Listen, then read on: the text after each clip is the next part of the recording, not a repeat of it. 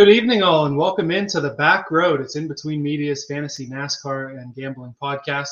I'm Elliot Hicks, and we are back with you for the last show of the season. It's here. It feels like just yesterday we were talking about Daytona and ranking everybody, and now Phoenix is around the corner, and we're heading off toward the winter. But hey, I'm excited for this one. We're going to look back at the craziness that was Martinsville and perhaps the greatest thing I've seen in 16 years of watching NASCAR with Ross Chastian. We'll touch on that later, and then we'll look ahead to Phoenix and the championship fours. The championship four battles in the Cup Series. It's going to be a fun one.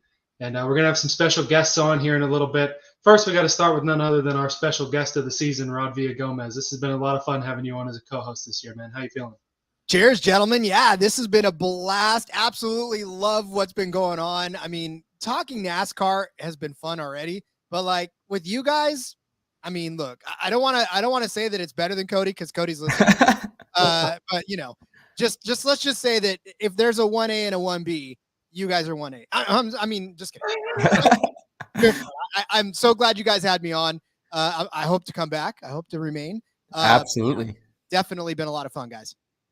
Well, Rod, we are so delighted to have you, man. Elliot, you've been holding down the fort for us here at the Back Road the last couple of years, so excited to be back here with you. And Elliot, we got a loaded show, man. We also, along with kind of meeting you guys along this fantasy NASCAR DFS ride, we've also met some great people in the NASCAR gambling industry this season. So we're going to bring them on today. We're going to start with our in the rear view, just the few of us here, go into our parking garage props. Rod and I will kind of give out our bets for the week. And then we're going to, at 8 p.m., we're going to welcome Rory, Gibson, Mark Harris of the Layin Coin podcast. You guys obviously probably know them. And then Ian and Chris of Flag Hunting Podcast come on at 8:20. 8:40, old full tank with Phil, baby. I'm ready for that. Phil is always coming in here with a full tank, so excited to see him. And then Derek J. Yoder, you guys know him, Picks by Blaze. He's the host of the NASCAR Betting Preview Show on Wednesdays. He's going to be joining us live from Phoenix, guys, so we're going to have some on-site coverage tonight here on the Back Road. Those of you tuning in tonight, I wanted to just thank you one more time. We appreciate the great season you've given us here at the Back Road. You help us continue to grow. If you're new to the IBT family, welcome in. We greatly appreciate you making us part of your Tuesday. And please, if you guys like this type of content, let us know. Subscribe to the channel. Give us a thumbs up. We are just continuing to grow here at IBT. Boys, but what an afternoon that was on Sunday. As a Ross Chastian fan myself, Elliot, you had to have known my excitement. Oh, yeah, for sure. Seth, you have that habit of watching races a little bit later, DVRing them. Yes. But you bet, right after I saw that, I had to text Seth right away. Man, did you see that? I mean, my God, that was so exciting, whether you're a Ross fan or not. So we'll go ahead and get right into it and lead it off with our normal leadoff segment, which is In the Rear View.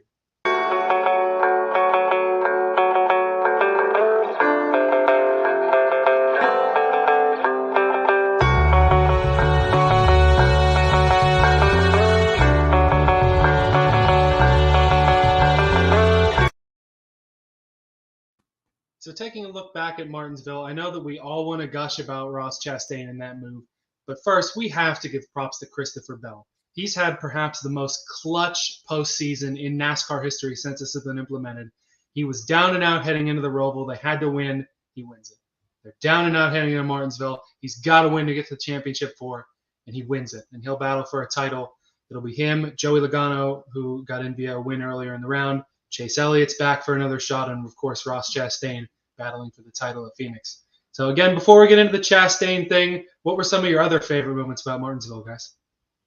Do we gotta, I mean, honestly, no, I'm just kidding. No, to be honest with you, I very much enjoyed, actually, Martinsville. I want to go back to the Xfinity race, where we watched Ty Gibbs become full on villain mode. Cody and I talk a lot about the NASCAR game where you would make enemies, right? You would push and shove too much, and all of a sudden you would start making enemies more than you would start making friends. Like Ty Gibbs just went full on villain. And now I don't know that anybody is going to enjoy racing with him for a while, at least until, things calm down and something else, another shiny set of keys gets dangled in front of NASCAR. But again, well, maybe that happened on Sunday, but you gotta figure that Ty Gibbs, I talked about him going maybe to the 18, possibly. He's going full on rowdy now, just right, possibly. And when that happens, I guess, but he's just like, okay, look, I might as well assume the role now, because I know when I go in that car, I have heavy shoes to fill. So He just said, to hell with it. Let me punt my teammate and get this win and kick him out of the playoffs. But whew, that had to be my favorite aspect of Martinsville before what we saw on Sunday. Rod, I agree with you, man. I mean, we've all kind of known this as Ty Gibbs in a way. He is kind of arrogant. He's kind of cocky. He's an entitled kid in that Joe Gibbs car. And we kind of knew that coming in to this season. However, he just displayed it full on there. You can't do that. If you're a team player, I don't think you do that. And in my opinion, I know you want to win the race, but still, I thought it was a pretty dirty move from Ty Gibbs there. Didn't really have much remorse for it, the way he celebrated a little bit too. So I don't know, man. We're going to have a villain the next couple years. Kyle Busch has kind of become a good guy the last couple years. Same with Joey Logano. There's not a lot of bad guys in NASCAR right now. And Ty Gibbs, man, you put a freaking target on your back. So get ready. It's going to be a couple of years, I think, when he gets up to the Cup Series. I'm going to fade him. I think, unless something changes the way he's looking in Cup, he's probably going to be a guy I bet against the next couple of years. Now, see, I'd be tempted to do that, but we saw Kyle Busch, the villain, come into JGR and win a whole bunch. I mean, before the chase, he was the 08 title favorite before he collapsed early on in that chase, before it was the playoffs, of course. So, I mean, it's definitely tempting to fade Ty Gibbs, but he's going to come out in that 18 and win multiple races. The way Kyle Busch ran in the Cup race, that they're not giving him the best right now. That 18 will be back to full competitiveness, I think. But did they toss bricks into that 18 car? That's what I want to know. Like, I feel like they just in stage one, he was running worse than BJ McLeod was in terms of pace. It's like that doesn't happen if you're Kyle Busch unless there's something massively wrong. But I'll take my tinfoil hat off now, and we can have a lot of fun and talk about Ross Chastian.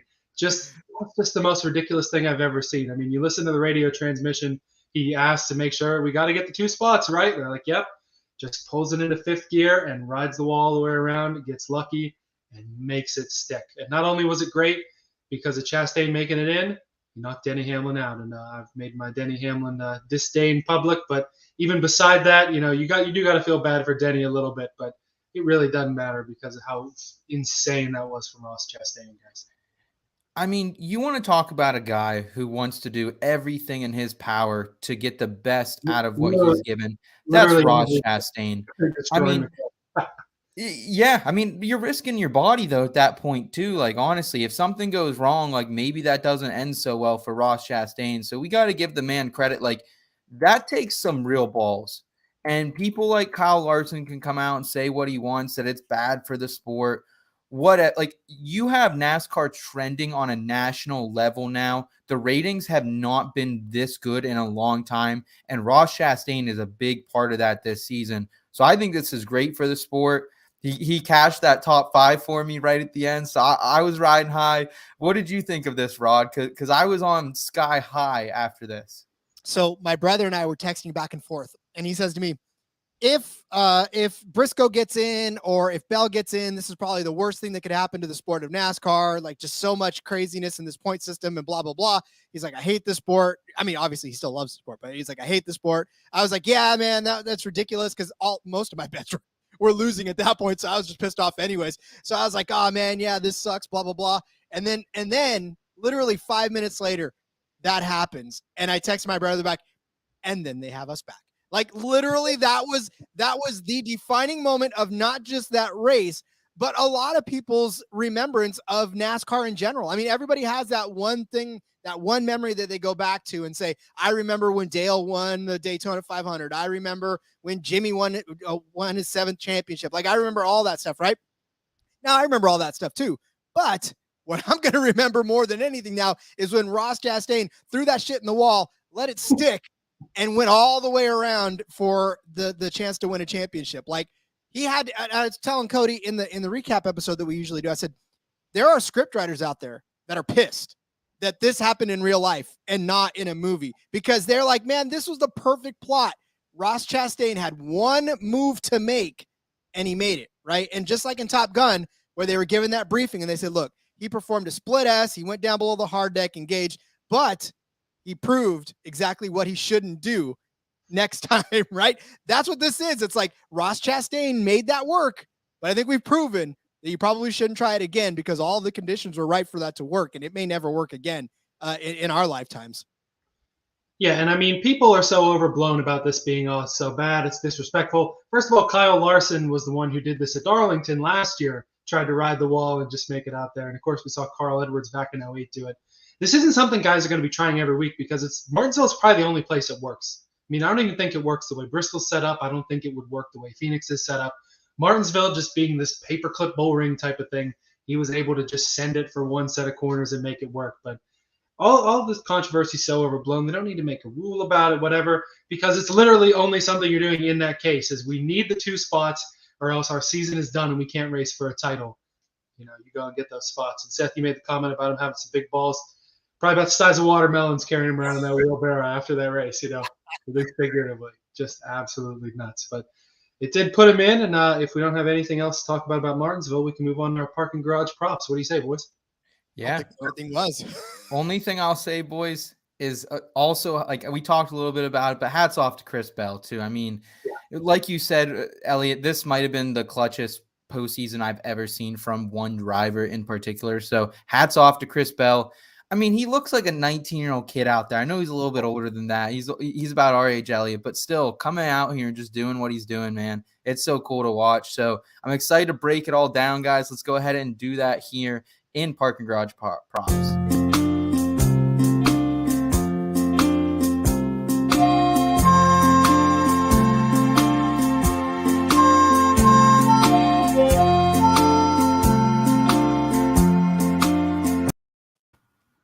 So we'll take a look at the odds here. You guys were saying they came out kind of late, kind of disappointing on the books there. We're all so excited after the Chastain thing, and they didn't get the odds up quite as quickly. But of course, the championship 4, they are the favorites. Chase Elliott, the favorite here. Christopher Bell just a little bit behind him, and then Ross Chastian and Joey Logano even at plus 400. And everybody else, it looks like Kyle Larson is the next highest at a plus 1,500. I mean, we've never seen anybody since 2014, at least in the Cup Series. It's always been one of those championship 4 that wins the race. You guys think that's going to happen? Who are you looking at this week? What do you think of the odds here? Rod, so coming into this one, I was looking back at some of these shorter flat tracks that we've been to so far this year. Richmond and New Hampshire, those were the ones I really studied coming into this, as well as Phoenix earlier in the season. But I also kind of took a peek at Gateway, kind of took a peek at Nashville as well. What were you looking at coming into this? Were you weighing those tracks as heavily as I were? Were you weighing the past performances as well? To be honest with you, no. And here's why. All of that stuff is out the window for this race. Strategy calls, all the stuff that they were worrying about back in any of those races before this one, it doesn't matter. It honestly does not matter. You look at the top 4, and Elliot laid it out perfectly. Chase, Christopher, Joey, Ross, like all those guys are all under plus 500. The next guy is Kyle Larson at plus 1,500. The bookmakers are telling you everything about what you need to know about this race. These 4 drivers are going to do everything in their power to go out and win this race, whether that's short pit, whether that's, stay out on old tires. Like, it just doesn't matter at this point. So what we're going to see is a race between these 4 guys to try to keep themselves up front for a shot to win the race. So where I'm kind of weighing this is the driver that I think has the better opportunity to do it, the best equipment. Now, of course, Ross Chastian may blow it all to hell by literally launching his car above a ramp and hitting everybody. Who knows? I don't think there's a rule in NASCAR where our 4 wheels have to stay on the racing service for it to count, right? But at the same token, we're about to find out, right? We're about to find out for sure. No, listen, I know that Chase is at plus 230. I get that. And I think that's properly priced. And I think this is what we're looking at. That 9 car has been the class of the field all season long. Has he driven the best race week in and week out over the last couple of months? No, but this is different. This is for a chance to win the championship, right? This is for the chance to win it all. And I think he's going to put himself there, and that team knows how to do it, right? Hendrick. Yes, sir. In the championship. Yes, sir. So Rod, I think that kind of answers the follow-up to that then. Are you on Chase Elliott this week? Are you comfortable betting that number as well if you are? So we talk a lot about value and favorites. And in this opportunity, but you have to weigh that also with results, right? I mean, there's probably not a ton of value in betting plus 230, but if you think that Chase Elliott's going to win that race, why not cash? You know what I'm saying? Like you need to put something on that because the possibility is there. And in fact, we'll probably end up telling you to put something on all 4 of these championship drivers, because that's not a bad bet. As long as you spread it out properly and don't lose too much, you'll be doing it. But now to win the whole race, I mean, there's going to be people that are pumping out there to try to beat everybody else. So, again, you want to sprinkle some long shots, but I'm on Chase Elliott in so much as you have to put something on all 4 of these drivers. You know what I'm saying? Like, I'm not necessarily predicting one person to win, I don't think. I mean, I'll have to for the show purposes coming up next week. Yeah. But for this show, I can tell you, I would probably just sprinkle something on everybody and call it a day.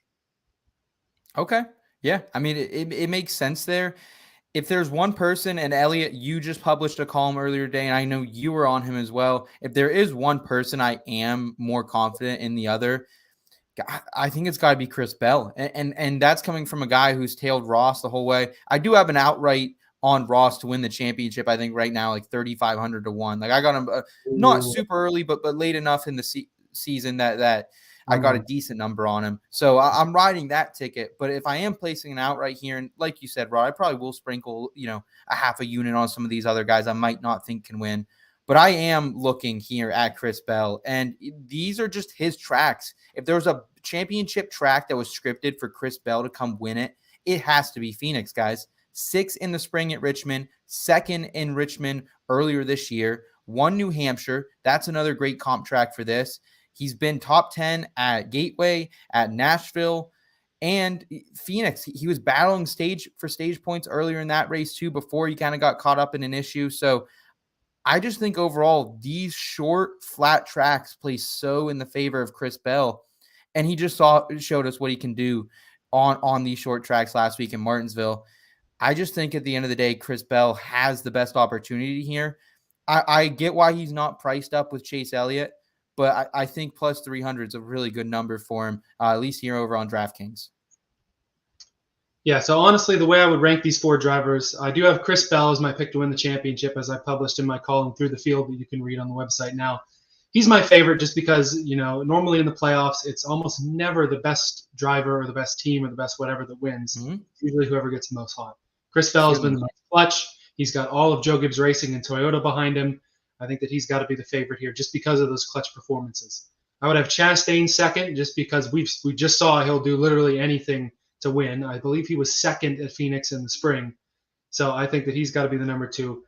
Joey Logano, I feel like a lot of people are going to sleep on him because he's this is insane to say, but Joey Logano is the veteran of this group, which is, I still remember the days very easily when he was sliced bread and waiting to turn 18 just to get into this. But he's the veteran, it wouldn't surprise me if he goes out there and takes it.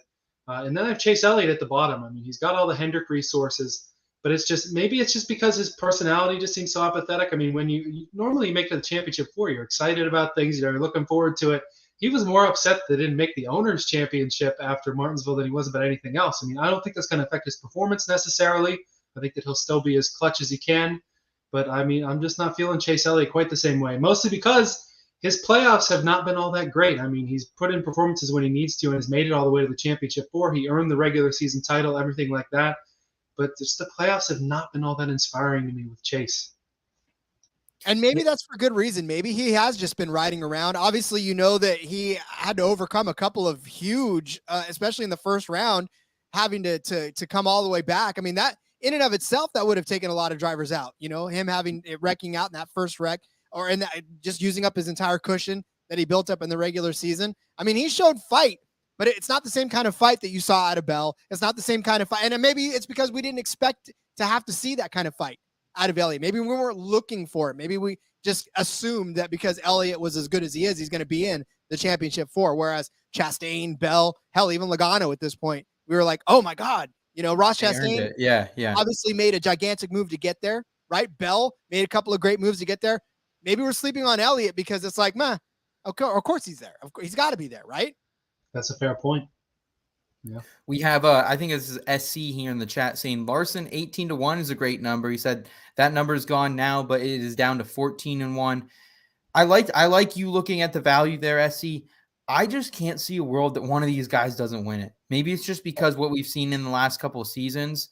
I do agree 18 to 1 for Larson at Phoenix is a really intriguing number here.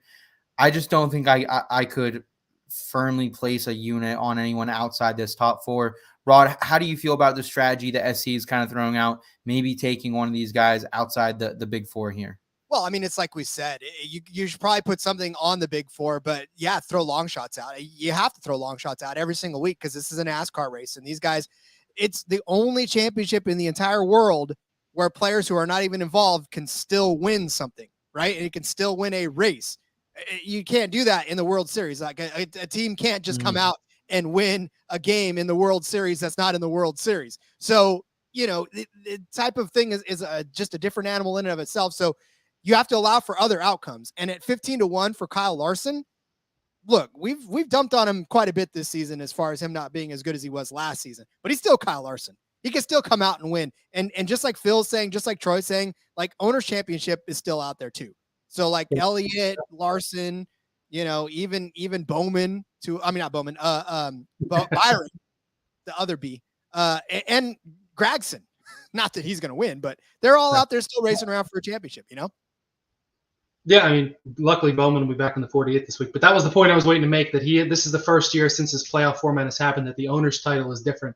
And I mean, I don't think it'll make a difference. I mean, one of the drivers' championship 4 is still going to win, but that makes me maybe a little more confident in taking that number, especially because you're really not going to get better odds on Kyle Larson. I mean, again, probably a moot point that he won the race here last year because he was in the drivers' championship and he's not this year.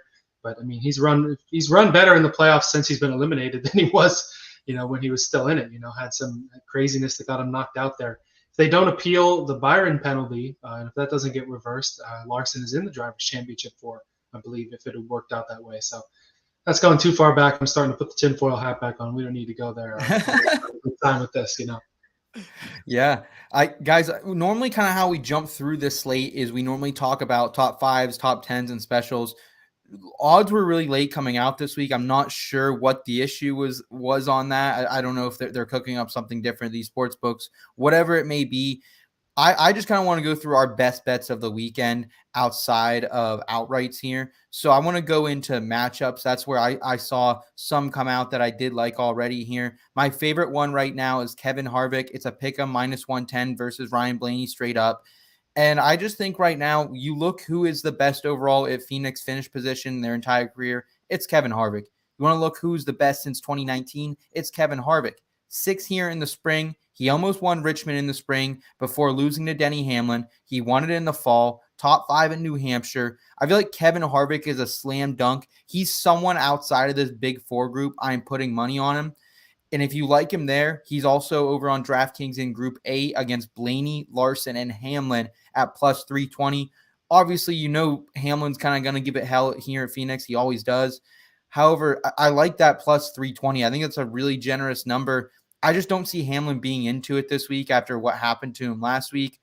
Blaney, I don't know. Blaney just can't put it together here right now. So I'm willing to take the chance against Larson, I guess, straight up. So I like Group A Harvick plus 320. I like him -110. Rod, how do you feel about that bet? I know you're a lifelong Kevin Harvick stan. And what are some of your best bets this week as well? I was going to tell you, you don't have to sell me on Kevin Harvick. It's not like I was a lifelong stan. Like I've had sympathy for him because he's my brother's favorite driver. But by and large, I've been a Jimmy Johnson fan. And when they raced each other, I hated Harvick. But ever since I've softened on the guy. Yeah, look, Kevin Harvick is somebody we tend to forget because he wasn't in the championship 4. He wasn't in the playoffs very long. And in fact, not at all. So, here's the thing. Kevin Harvick is a wild card in and of itself. He's not going to win this race. Again, we just talked about the fact that probably none of the championship outside of the championship 4 are going to win, but he will give a solid run because that's what he does. We say it all the time in the NASCAR show, the DFS show.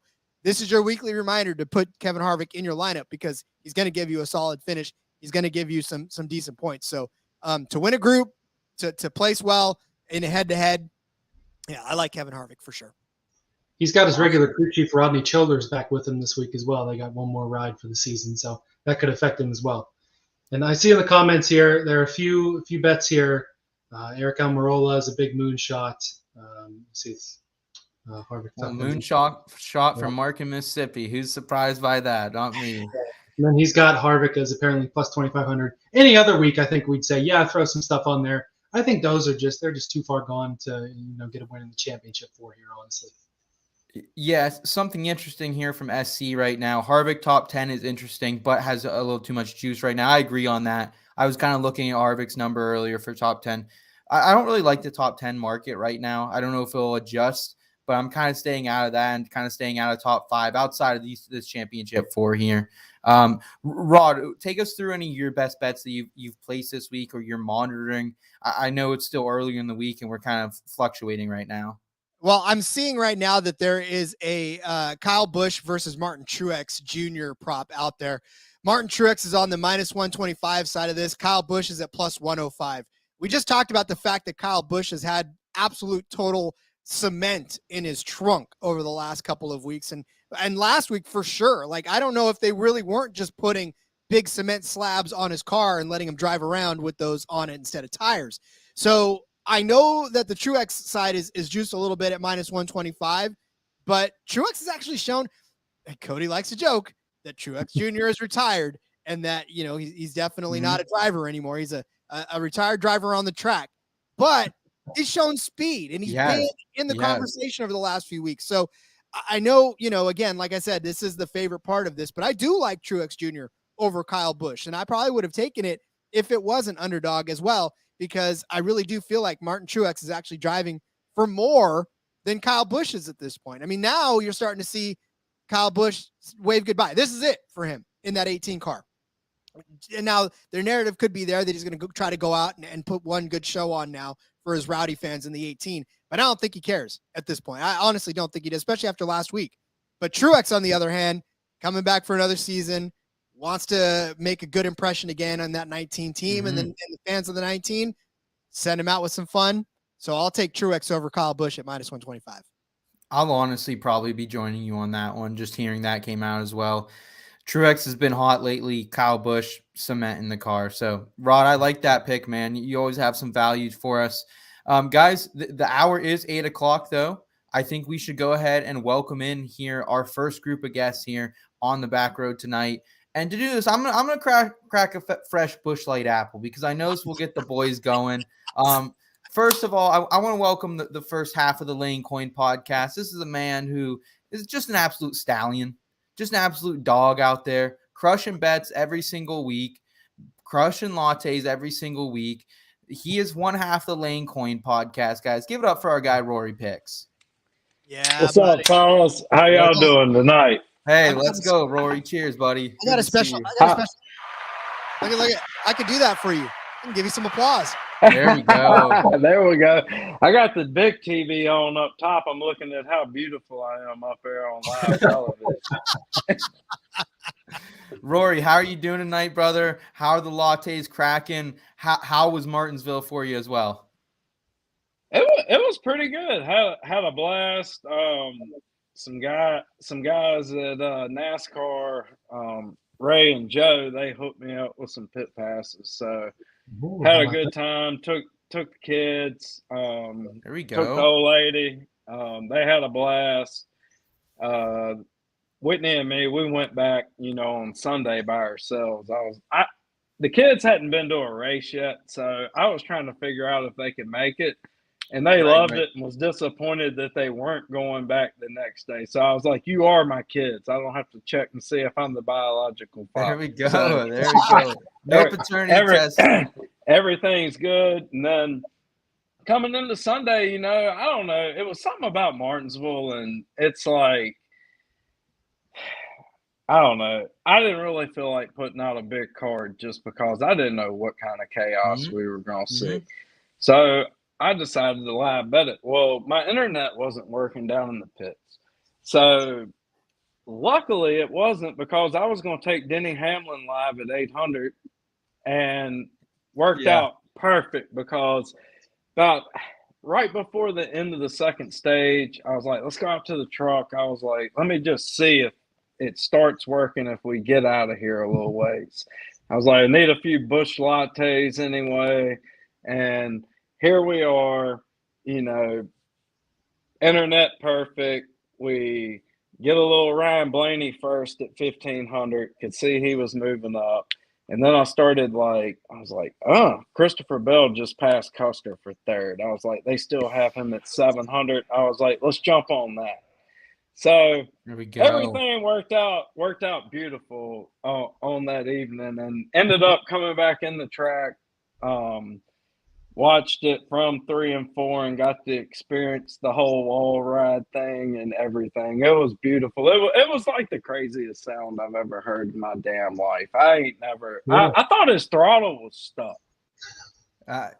Insane, Rory. Absolutely electric performance by him. And then once I figured out what the hell happened when I heard it over the over the intercom, and I looked at the dude beside me, I was like, "This is amazing!" I was like, "Holy!" Like, I'm here for this moment. The only thing that could have been better is if I'm more of a photographer, video guy, or whatever, and had my phone out for that. Like, that would have been the most awesome thing. But we cashed a ticket. We crushed some lattes. We had an awesome time. I enjoyed it. Weather was beautiful, 60s. Couldn't ask for much better. That one was just for you, buddy. That was just for yes, you. Sir. Yes. You don't have to share with the world. You know that you were there, and that was just for you. They knew I was there. That's why they put that show on. They were like, that crazy ass Rory Picks is here drinking them Busch lattes, and we got to put a show on for him because you know what? My wife told me, and she's been to a lot of races. She was like, this is the most boring Martinsville race I've ever been to in my life. And she was like the savior of everything. It was like right after that, here we go, babe. There's one. I ain't never heard a car. Those cars are dangerous because I'm telling you right now, I've never heard a sound like I've heard at Martinsville when Landon Castle blew his damn tire and hit the wall. At first, he wiggled off over here, stuck up against the wall. And I'm like, is he getting out? I'm like, that was nasty. I mean, let's go. But, well, yeah. Rory, so she brought the entertainment. Let's add our guest to the stream here. Let's add Mark Harris. Let's go ahead and get the second half of the Layin Coin podcast in here. He is an iRacing phenom. He is somehow a Jacksonville Jaguars fan. He does it all down there. He's Mark Harris of Skybox NASCAR. What's up, Mark? What's going on, guys? I don't know how I'm going to top my boy Rory Pick's experience from Martinsville, but yeah, just patching up some wounds from the Jags game, just like every week. And it is not cold down here in Florida. It was a high of like 86 today. So if you guys want to send some cold weather down here, that'd be greatly appreciated. But no lattes tonight. We're going with some vodka ginger ale. That's been my drink of choice in the middle of the week recently because it helps with the hangovers. Keeping it slim, baby. I like it. Keeping it slim. I know Rory's giving me the look over here, like changing up on me, but Jack and Ginger. Yeah, well, the brown water doesn't do well. We do vodka with Bloody Mary, right? Yeah. Well, anyway, I'll echo what you guys just said about Martinsville. I'm sure you guys talked about it at the beginning of the show, but I guess it was pretty boring. Hamlin looked like he had that thing wrapped up. And you never know when these cautions are going to fall. Landon Castle blows a tire, and then it's just pandemonium, and Ross Chastian came to save the day. So just absolute insanity. I got one more thing. I got people calling me that I haven't talked to in a year wanting to know if that was like a legal move or if that was real or all this stuff. So it was a video game move that doesn't even happen in the video games anymore. Yeah, and kudos to NASCAR for not throwing a penalty, saying there's not going to be penalties in the future. Kudos to them because the amount of eyes that it brought to this sport has just been incredible. So it's a racing move. Just hasn't anybody had enough sense or balls to pull it off. That's right. Yeah. To my man Melon Boy. I mean, dude is a baller. I'm getting ready to go on and pre-order the shirt. I know y'all all seen it, right? Yeah. The Hail Melon. I liked it a lot. Yeah. Yeah, he gonna cash that championship ticket this weekend for me that I'm holding. I'm ready, Rory. I'm there holding it with you, buddy. So we'll be rooting together, my friend. That move, honestly, was so good for NASCAR, not just in that sense, but if you go back and look at the way the points would have shaken out, the disqualification of the 6th car, I think the way it would have worked out, they would have had to take Hamlin out anyway and put Ross in. So we get the Yeah. conversation of, look at how awesome this thing Chastain did. Look at how awesome that was, instead of, NASCAR to change their championship board because of a DQ for like not meeting minimum weight or something. So I'm sure as hell glad that it worked out the way it did. It was entertainment, but I know Cody Zeeb would back me up on this. It would have been so enjoyable to see that shit taken away from Denny Hamlin. That was my favorite part. The craziness of it was that it knocked out Denny. Yeah, I'll attest to that. You can't get it with luck, I know my man Cody would be hype. Me and him would be the two hypest dudes on Twitter. Cody would have enjoyed that for sure. Anything to screw over Sir Dennis, he definitely would have enjoyed it. So, yeah.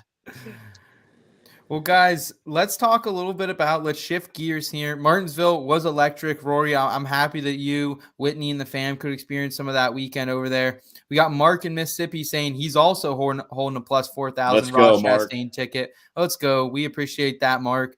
And guys, let's talk about this next race, though, because so far, Rod and I right now, we're kind of keeping it a little bit tighter to the vest this week. We're saying maybe sprinkle a little something on all these championship 4 drivers. I like Kevin Harvick in a couple matchups in a couple groups, and then Rod's fading Kyle Busch again this week here. So other than those bets, how do you guys feel about this? What is your guys' strategy here? It's one last ride for us. So are you going all in? Skybox, I know you're sitting on a little loot, buddy. You just hit big here a couple weeks ago. Yeah, so I am, which is good. And when I looked at the odds for this race, let me back up. I take into consideration what Vegas and what the odds makers think before the race, because that helps me. If I know their perspective, that helps me when I'm building my card. And when they put out these odds, I really didn't know what to think. I thought they were going to be a little longer on the top 4 than they were, just because of the absolute shenanigans that we've seen this year. There's no denying all that. Mm-hmm. So I was a little disappointed when they were a little short. However, all the cold streaks that I had during the summer gave me a bunch of free bets. And so I actually hold all 4 championship guys in free bets. So I'm very thankful. That's a good strategy. I like that. Either way, how about that? I earned that by losing, by the way. But no, so when you go past those 4 guys, I've been on DraftKings. I haven't really found much that I like. I know that Kyle Larson has been an extremely hot topic today. Open it up at 18-1 for someone that's still in the owner's title, which, as Rory and I think Phil pointed out, but Rory pointed out to me, that pays a lot of money, and I'm pretty sure it pays more than the driver's title. So it does. I thought Vegas was going to price that in. I thought the owner's title. I thought Larson was going to be, I didn't think he was going to be in the top 4 odds, but I thought for sure he was going to be 5, 6, 7 maybe. And for him to open up at 18-1, I thought that was a monstrosity of a number. So when Rory pointed that out, I went ahead and locked that in. And as of right now, that is the only bet that I have for this weekend. So I'm going to ride my futures bets. I wish I could bring a little bit more to the table, but fading Kyle Busch definitely in the bag of tricks this week. 50-1. That's crazy. Love it. That's crazy. We're gonna see what kind of matchups that these offshores and these locals put out. Because I will be very, very intrigued to fade Kyle Busch, and frankly, a couple other of these guys that are checked out and going somewhere else next year. So I wish I had more for you right now, but I'll flip it over to Rory. I'm sure he's got something to say. Well, I hit Larson as soon as the 18 come out. Yep. All right. I knew you did. It didn't make it long after NASCAR Prophecy was sending me a message, and I had it already pulled up because I've been checking all day. I was like, when the hell are they going to finally put some odds out? Because I knew where I could go get them at 14, and I think that's a stupid number. But then when they put out 18, I was like, oh, cool. Y'all are on it today, boys. Like, I mean, he has been pretty damn impressive the last 2 weeks, and I think the whole garage is like, thank God that he can't take the championship away from us. But I think he's going to be in a pretty fast car on come Sunday when the owners championship pays out a little bit more money and the 9 car ain't available for that extra money. I think it's hey, we need to finish 1-2, but we want that 5 car up front 1-2, not that 9 car. I mean, I think, dude, I don't know. I seen him in the garage and he looked super focused. Like he wasn't talking to anybody or anything.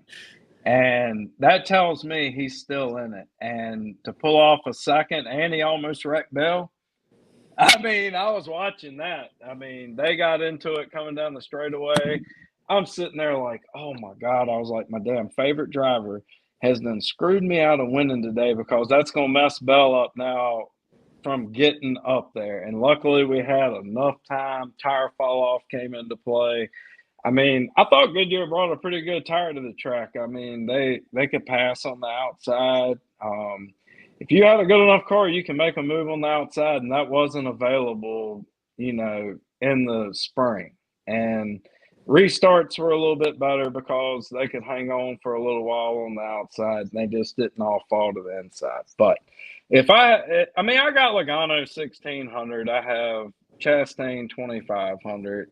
So I'm sure we're going to find a way to take some top 5 bets here, even though they're juiced all to shit, and roll with the just old flow of is usually these guys are up there at the front. And I mean, I think that's where you start at and then work your way down. And let's hope that DK and other places start offering a few more matchups. I mean, what are you scared? I mean, come on, it seems man. like it. We want to see like BJ McLeod against Cody Ware. You know what I'm saying? I would love it. I'd be in. Like, I'm in. Yeah, I mean, you can't not give us that. I mean, come on. Everybody, you would be amazed, DK, at how much you could get on that. It may not be how you want it, but we would love to see it. I love how Rory's talking to DK like they're definitely tuning into this podcast. They're not? I thought I saw them in the That's why I was talking shit, because I know they're not going to see it. Although, Rory, I will say, though, I got to say, you are onto something, man. Like, give us more matchups next season. D-Gens like us, we will bet McLeod and we will bet Yaley. We will bet these guys because what the hell? Why? We want action up and down the track. We don't always just want to pay attention to what's going on out there. Yeah, but we want action. So we'll bet on everything. That's Troy's dog's name is CFW. Yeah, he loves it. So we have a question here from him right now. He's saying, would you guys take Larson over Elliot? That's a big balls play. And I don't know what the odds are on that, but I don't think they could be good enough for me to want to pounce on that. Rod, how do you feel about this big balls play here from SC? That's a big melon play. I mean, look, you're throwing it at the wall and hoping that it goes around. That's what you're doing at that point. So if you feel Chastain, hit it. But I don't know that I feel like I'm going to hit the wall at the right angle to slam it around for that. I mean, why do that why would you not just take him at the 15, 14, whatever he is? And if he's going to beat Elliot, in my opinion, he's beating Bell and Elliot. Like, the Bell and Elliot would probably be my 2 favorite plays, and it's probably Christopher Bell. Christopher Bell has been good, and if this race doesn't see a caution and goes green, Christopher Bell, in my opinion, is going to be the long run car that everybody's going to have to beat. I mean, they really adjust well, it seems like, throughout the race, and he's always there at the end with a lot of speed, especially at these flat tracks. Look at Loudon earlier this year, out of nowhere. I mean, they nail it, and he just drives through the field rocket ship. And I don't think that's going to happen this week. Like, I think he's going to qualify, up front, decent, be up there. But that's my opinion on this race. And then, it was disappointing to look at what are the books doing this week? I mean, how scared can you possibly be to not have your shit together and give us something other? We don't care about the championship 4. We want to see other stuff out there. Come on, man. We've already beat your ass to the championship 4 with the outrights we placed earlier this year. I mean, come on. Let's go. Voice of the people, Rory picks, buddy. Voice of the people. Elliot, what's your opinion here on backing Christopher Bell? Because you and I were kind of also in that camp here. Are you taking into account what Rory's kind of been saying with the late half adjustments here in race that we've seen out of Bell and his number 20 team? Yeah, I mean, I'm riding with Bell all the way, like I put in my column. I think Bell has been the hottest driver. I think him being the long run car is smart. I think they're going to adjust well for this race. It's so tough because all 4 of these championship 4 cars are going to run well. But I'm going with Bell, and I do, I do like Larson over Chase, because the nice thing is, I didn't have a lot of faith in Chase, as I mentioned earlier in the show. And the nice thing is, it's always been a championship 4 driver that's won, but they haven't always run 1, 2, 3, 4. So if I don't have faith in Chase to win it, and I have faith in Larson to run well, Larson 3rd, Chase 4th, that's still a win there on the matchup. So I'm sorry. Hey, team orders. Play, but I'm intrigued by it. It's like team orders. It's like, Chase, whatever you do, finish behind that 5 car. And if you can't win the whole damn race and win the championship and that 5 car is sitting right there, you get your ass behind it. So I'll give you a little bit of the cut. Let's roll on with it. So, yeah, I could see where that would be I would like to see that line at what the stupid-ass odds to win that they have are. They're still scared to put top 5s out right now on a couple of books. I just looked. There was something on DraftKings, which I didn't even know why they would bother to post this, but it was like championship for all top 10 at like minus 1,000. I was just That's like, the most obvious bet in the history of anything. Like even minus 1. I mean, at those odds, like what are you, unless you can have the opportunity to parlay that with something, like what are you even doing at that point? So it seems like we at least all have some equal, I don't want to call it frustration, but like disappointment in the books this week. It seems like, Rod, you're kind of on that train as well. I'm waiting I got to record a show after this, and there's nothing to go off of. So I'm going to have to wait until tomorrow when everything comes out, because these guys are dragging their heels. Like normally you have it by now, but there's nothing to go off of right now. I think that on this show that the bookmakers don't actually watch the sport. So, well, I'm convinced. I think that the mindset that they're taking and the side that they're taking is history. They're looking at all the finishes at these championship races in the last 10 years and however long we've had this point system. And they're which if I'm going to play devil's advocate here, and if I think I would take that side. I mean, that there's some serious money here that can be won on our side, and we're all looking at this going, this is going to suck. Somebody's going to blow a tire, right? Somebody's going to blow a tire. Well, see, that hasn't happened in the past in the championship races. That's what I'm saying. It's like plus we have shifting involved and might tear transmission up. It's all kinds of variables. You're reaching here. But my point is, I'm just saying. Larson tore his transmission up earlier this year at Phoenix because of that. Downshifting too early, over revved the motor, and there you go. Valves bent. I agree with you. I understand. But you know what a valve is? Will you shut up? This is what I deal with. I'm trying to make a point here. I understand that someone can blow a tranny and hit the wall and blow. Well, the tranny, it was a valve in the motor because of whatever. I don't care. Anyway, Coin, baby. The books. I think shout out Layin Coin. I actually do love this guy. Sometimes I tell him to shut up, but I do love this guy. You just like having Whitney on to tell Rory stories. Yeah. The point I'm trying to make is that they're taking an extremely conservative approach to it, knowing, or so they think, that these championship 4 guys are going to run 1 through 4. Maybe the last guy will be in 5th or 6th, but they're going to be in the top 5. So smart move on them, and it sucks for us. Yeah, I definitely agree with the analysis there, guys. We appreciate you so much coming on the back road, not only just tonight. Yeah, give you guys a round of applause. Oh, yeah, you guys have brought the fire. I think both of you have been on the show at least 2 times now. So you guys have been helping us out over here, laying some coin down for our viewers, our listeners, and we greatly appreciate it. We're already taking Rod's advice and getting ready for tomorrow night.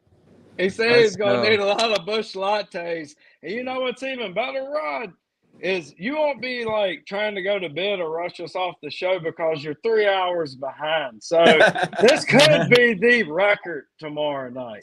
Yes. Yeah, we got Layin Coin podcast tomorrow. Rod's jumping on with Corey and Mark. That'll be out later in the week.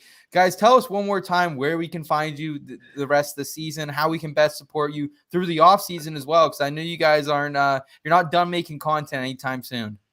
I'll dish this to Rory because I think he's got some up his sleeve for the off season. You want to spill the beans or? Yeah, Rory's working on that. So what we have planned is we're going to figure out. I think we're going to go on a 2-week schedule for the off season.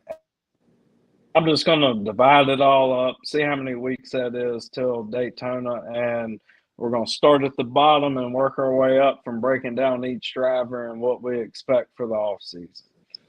I like that a lot. That sounds super neat. It's something different, something that's, I don't know a lot of people that are doing that, but we'll look at, 2021 stats. We'll look at different equipments, new drivers going to different teams, give our prediction, our opinions. So I think it'll be something different, and I think we'll have a little bit of fun, talk about football and baseball, or I guess baseball is about to end, but some of the other sports, and have a little fun, and hopefully have you guys on.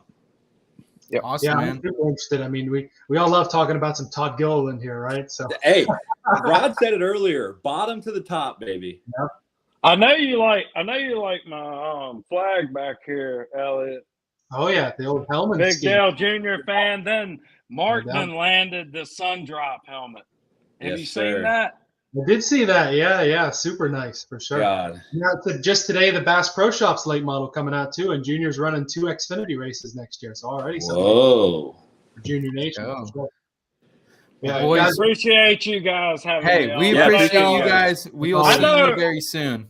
I know I mess up all kinds of schedules. No, sorry about that. Get me talking NASCAR, and I'm ready to roll. You bring the viewers in, baby. Cheers, guys. We appreciate you guys. Cheers, our friends. Thanks so much. All right, guys. That was exhilarating as always. Talking to our guys Rory and Mark over there from Layin Coin. And let's go ahead and move forward to the show. We're going to talk to some other analysts, hear what they're having to say about this race. And what we heard so far seems like our fellow analysts, they're holding back the cards right now. They're not putting too much out as the books aren't really allowing it to.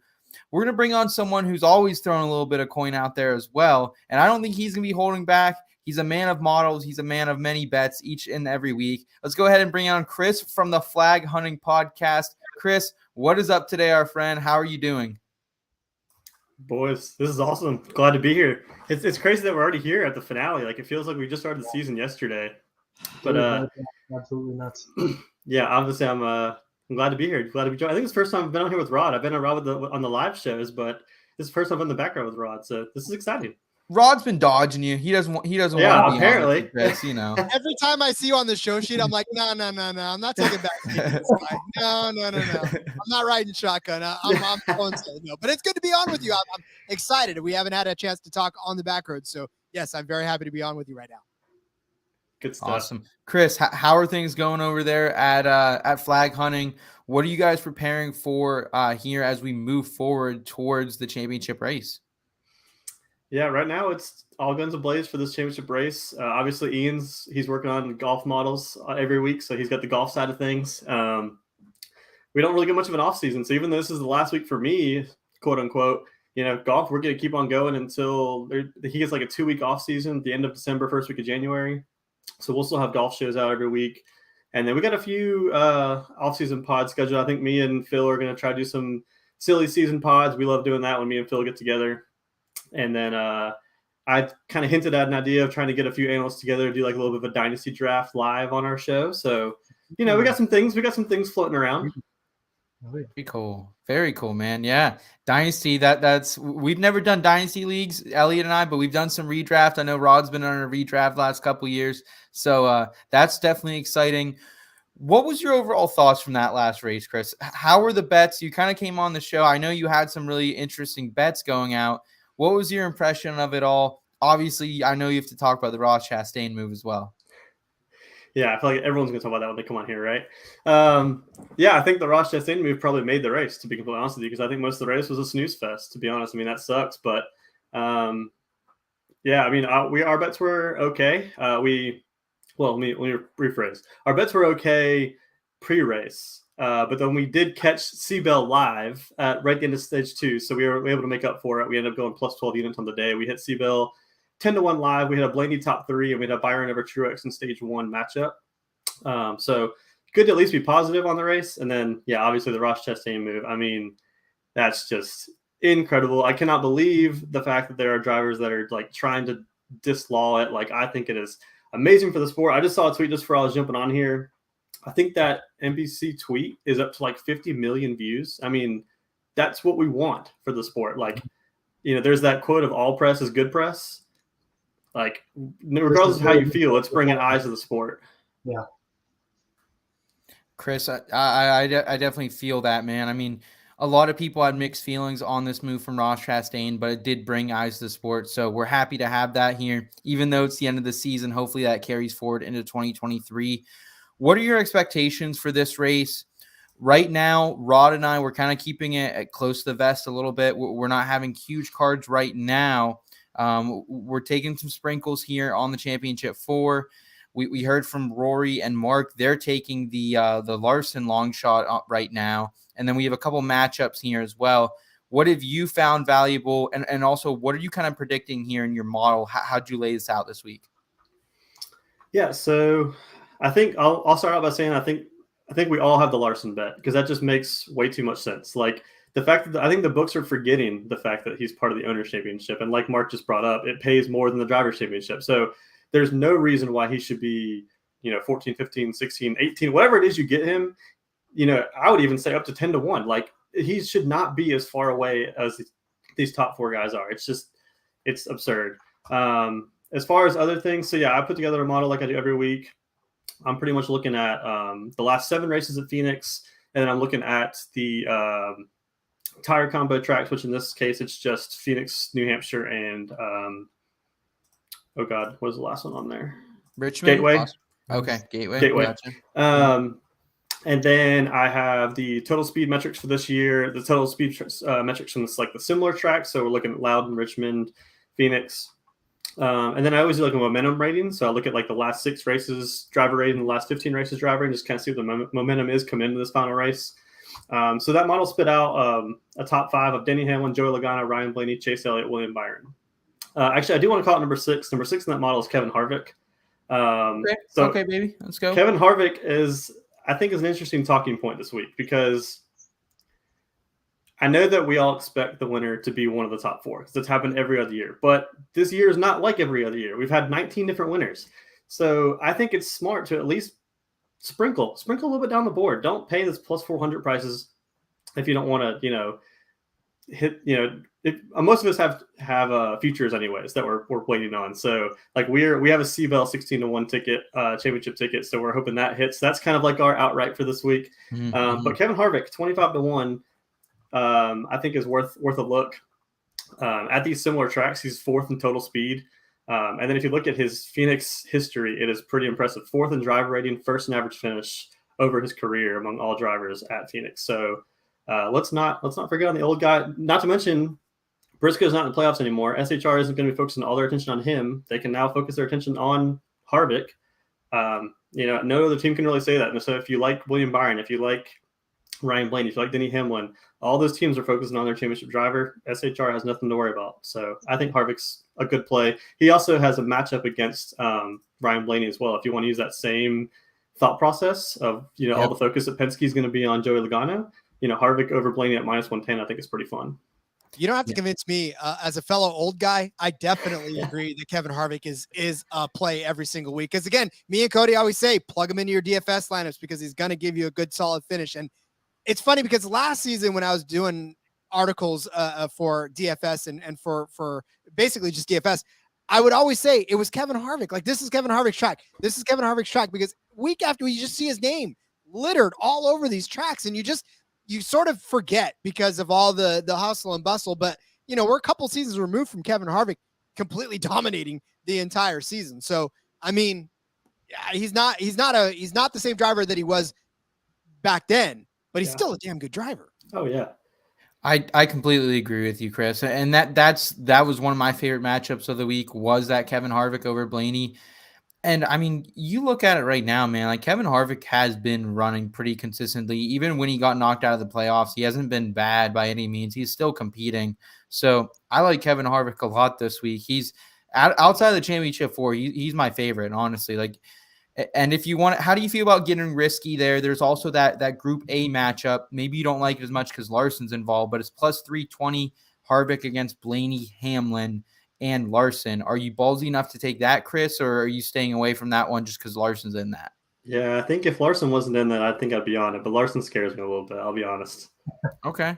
And we have SC here in the chat saying he did sprinkle a little 25-1 on Harvick. We like seeing that. Rodney back, baby. That's yes, true. Sir. I didn't even think about that. That's very true. Yes, sir. Elliot said it, yeah. Elliot, what are you kind of hearing here from Chris that's sticking out to you as far as this race now? Are you still as confident on Seabell? Because that's kind of been the consensus from you and I here. Looking at what Chris is putting together, are you still confident in that play? Yeah, I would say so. And I mean, I love all the work that goes into the models. I think that they're about the smartest thing anyone's doing in this community. For a race like this, I got to take that model and I got to set it off to the side. I'm not going to throw it out because it's still a lot of smart plays from there. You can get a lot of good, top 5s, top 10s, whenever the books finally put them out. But in terms of spin, I believe it was 4 out of your top 5 were non-championship 4 guys, if I remember correctly, or at least 3 out of the 5. Yeah, Chris, can you go through that list one more time again for us?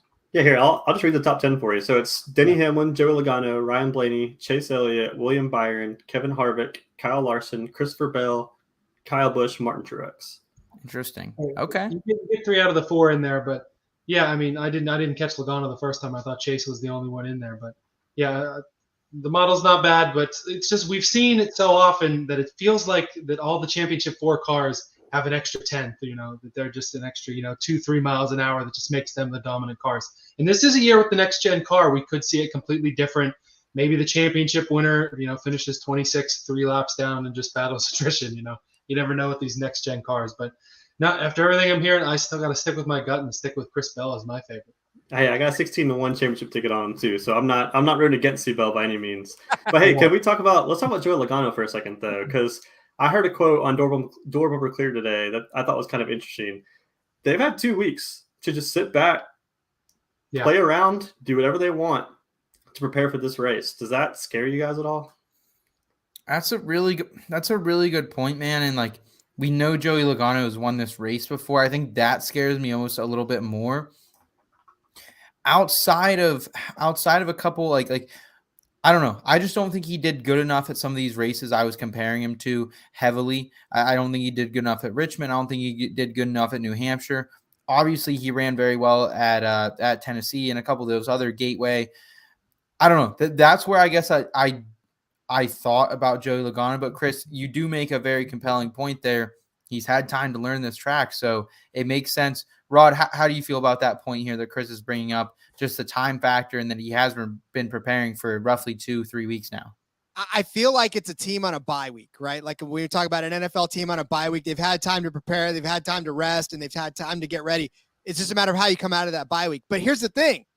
There have been drivers out there that have been balls to the wall and literally their car to the wall. So does this, I mean, what kind of momentum do you want into this championship race? Do you want to sit back, collect data, figure out things, or do you want the driver that's literally threw himself into danger to get there and can do that sort of thing again come championship? Like, I mean, it's really just, do you want the cerebral or do you want the aggression?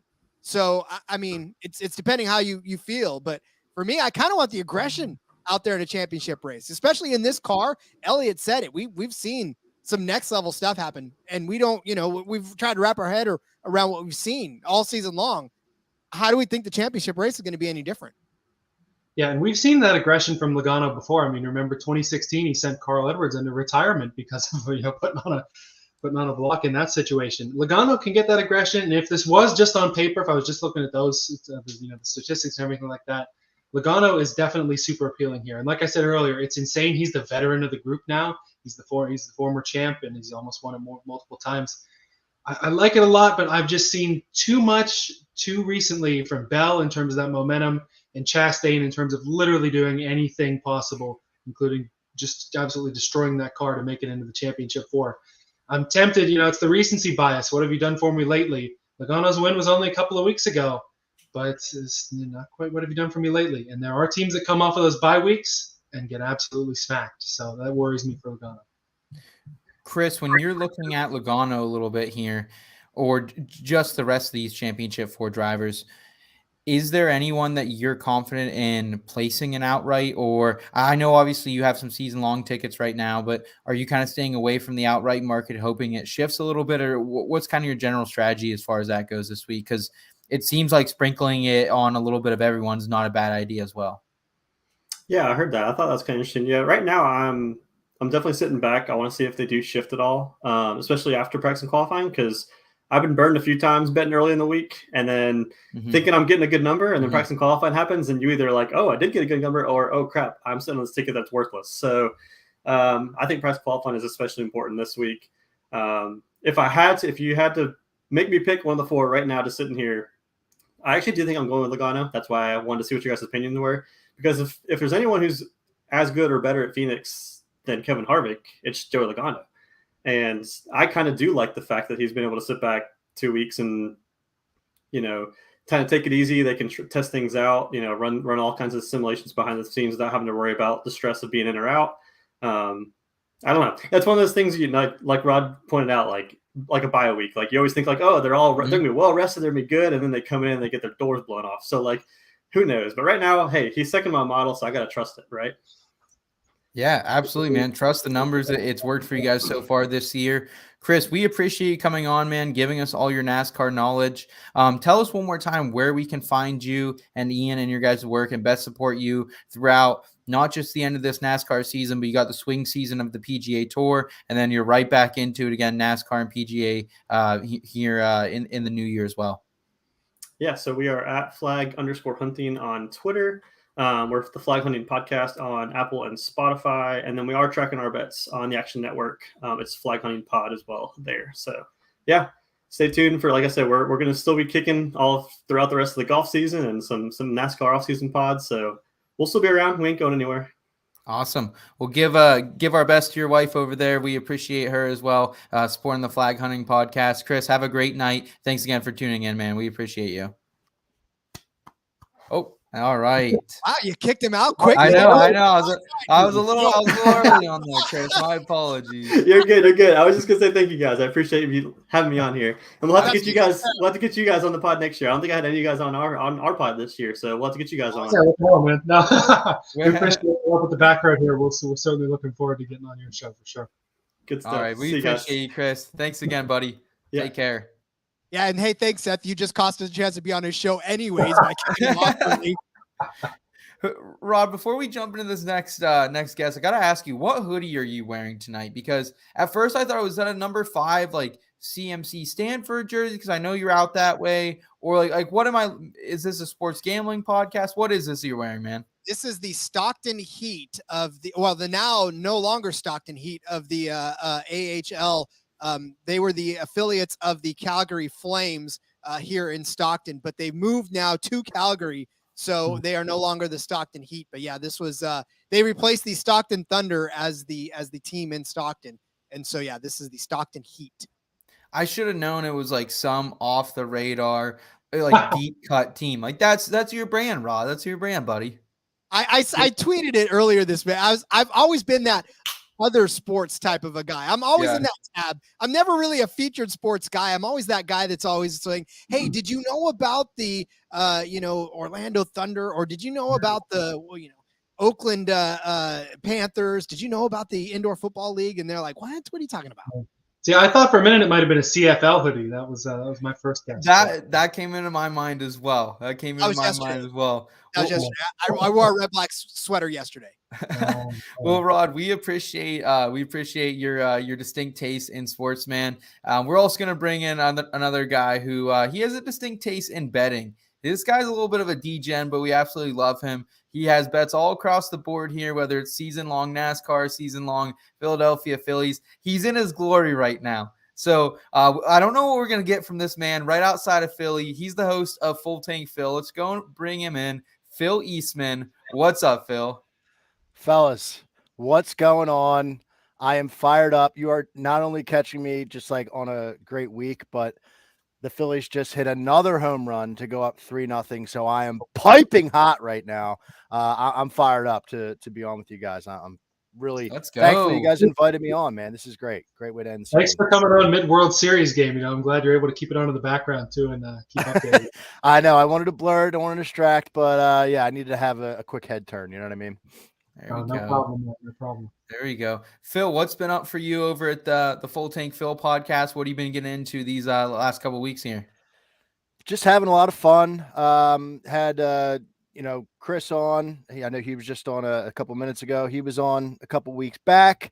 We did had some good silly season talk, which he and I both love. Probably do something in the off season around that. And had a NASCAR media personality draft. So like getting away from like the gambling side of things. That was a fun time. Who's the first overall pick? Do you remember? I'm curious. Rod Villagomez? It was Bob Pockris. Chris had the first pick. Bob went first. So it was tough to follow that up. But yeah, I'm gonna put together a graphic for the off season to get that going around. But yeah, so that was fun. And last week had a solo ep for Martinsville, and feeling pretty good coming out of Martinsville. Made a little bit of money on, especially after practice and qualifying. Feeling pretty confident, and hit a couple parlays. So wild finish. I watched the start of this show, and I couldn't agree more with like basically everything you guys said, breaking down the Martinsville. Like, huge fan of what happened, and really great NASCAR fan moment. Whoever said like core memory type of thing, like that's exactly what that's going to be for a lot of people. So feeling great coming into Phoenix. Good, man. Glad to hear that. Phil, you were someone who kind of earlier in the season, you took a lot of season-long bets, and I found that very interesting. And I think that's something we definitely have to make part of the program next year, Rod and Elliot, as we're kind of learning and continuing to grow here. Phil, how are those season-long bets looking right now? Also, how did your Phillies bet turn out too? Because I know you had a season-long win total on them as well. I had a season-long. So yeah, we'll start with the Phils real quick. Season-long over/under for them, and they hit by a hook. They needed 86.5. They hit 87. They clinched the playoffs and then got drunk the last two nights. So I was lucky. So I hit that, feeling good, and had them to win the pennant, and didn't have any. I wasn't taking anything on them, this season. So I'm feeling pretty good there. With NASCAR, interesting conversation going into this weekend. So to recap, I have them written down. All my win totals for all my sports are on my board above me here. So for NASCAR, I hit early Reddick over half a win. And obviously he did well for a lot of people. Stewart Haas Racing over 2.5 wins. That hit earlier in the season. Richmond, I believe, is the clincher for that one. I did have a Gibbs over 8.5. That one's cooked. I crossed that out. That was Dormy a couple weeks ago, and that died. So then right now I didn't get paid out on it yet, but I had Elliot over Hamlin season win totals, and a head-to-head win total. And that one is going to pay out 5-2, or I think it's 2 wins for Hamlin.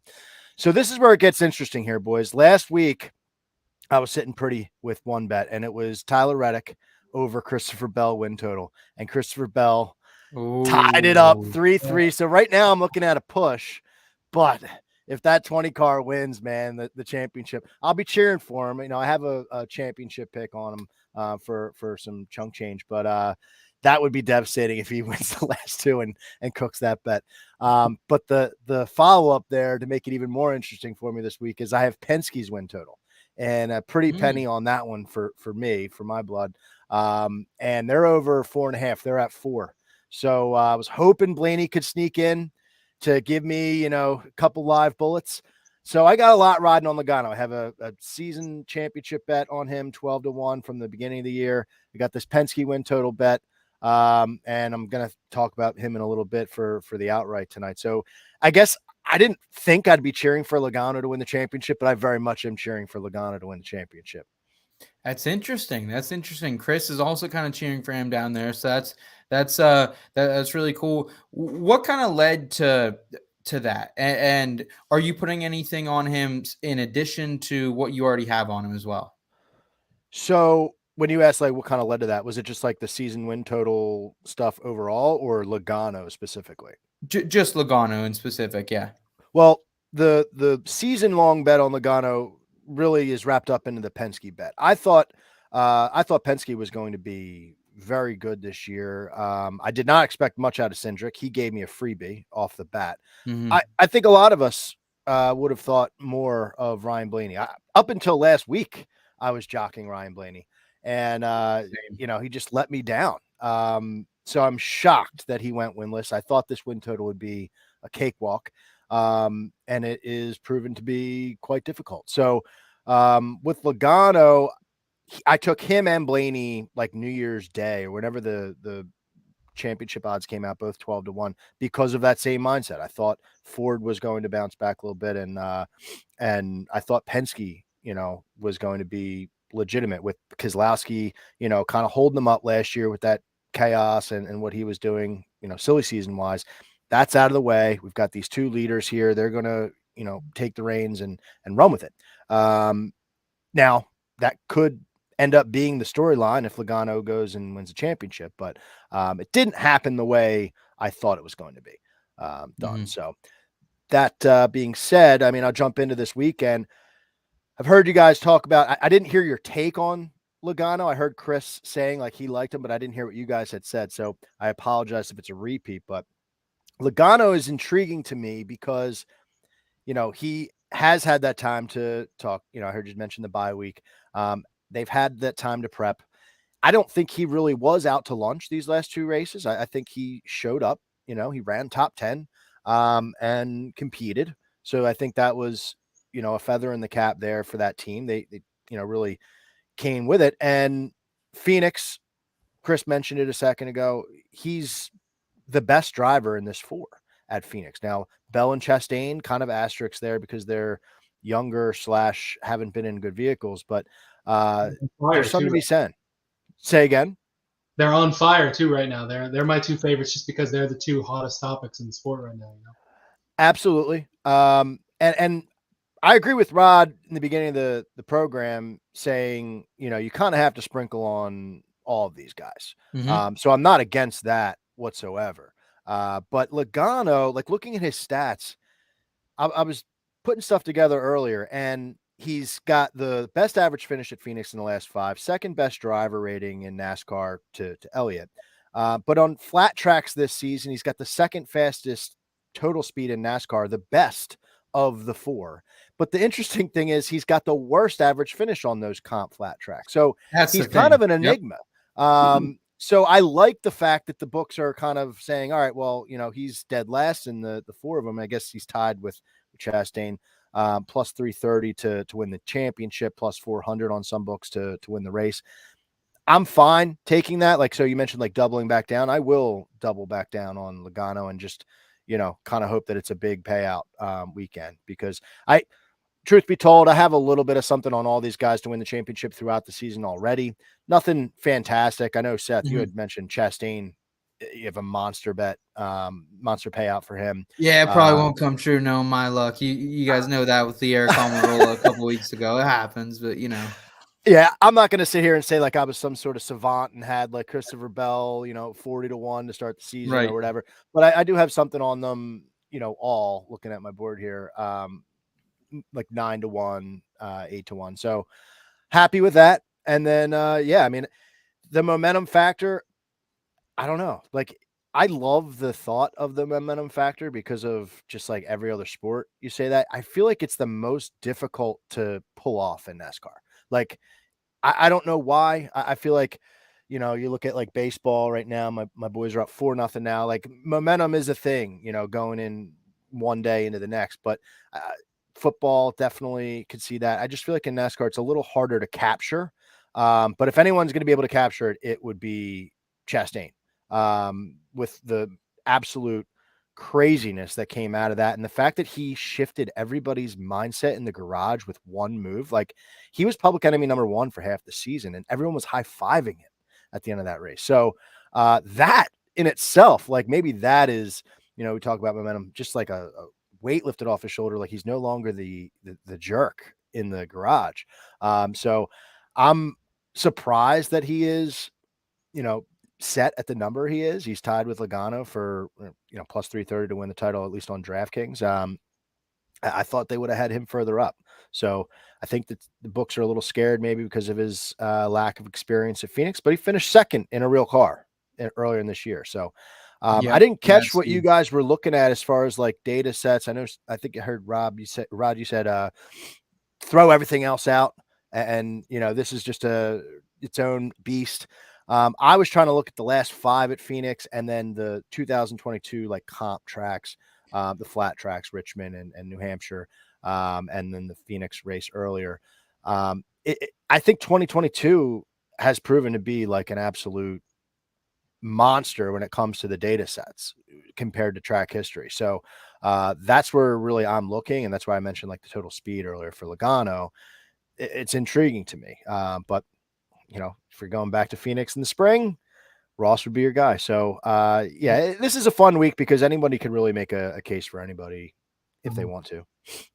I like your thoughts about momentum there, and I think it's just doubling down why Chris Bell is my guy because it's been so difficult over the entirety of the playoffs. It's been 8 years now. We've only seen, I think it's 6 or 7 times a guy have a walk-off win to advance to the next round when he needed it. We saw Kevin Harvick do it at Phoenix heading into Homestead in 2014.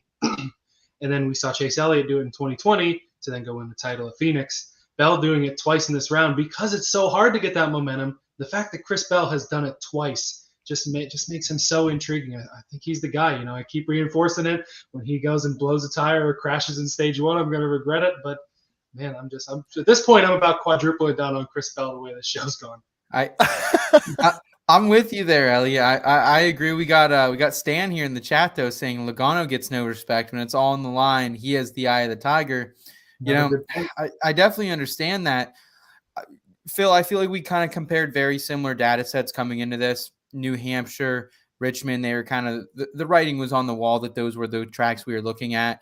I looked at Gateway a little bit. I looked at Nashville a little bit. Rod, you're still behind the sentiment that we kind of have to throw that out here.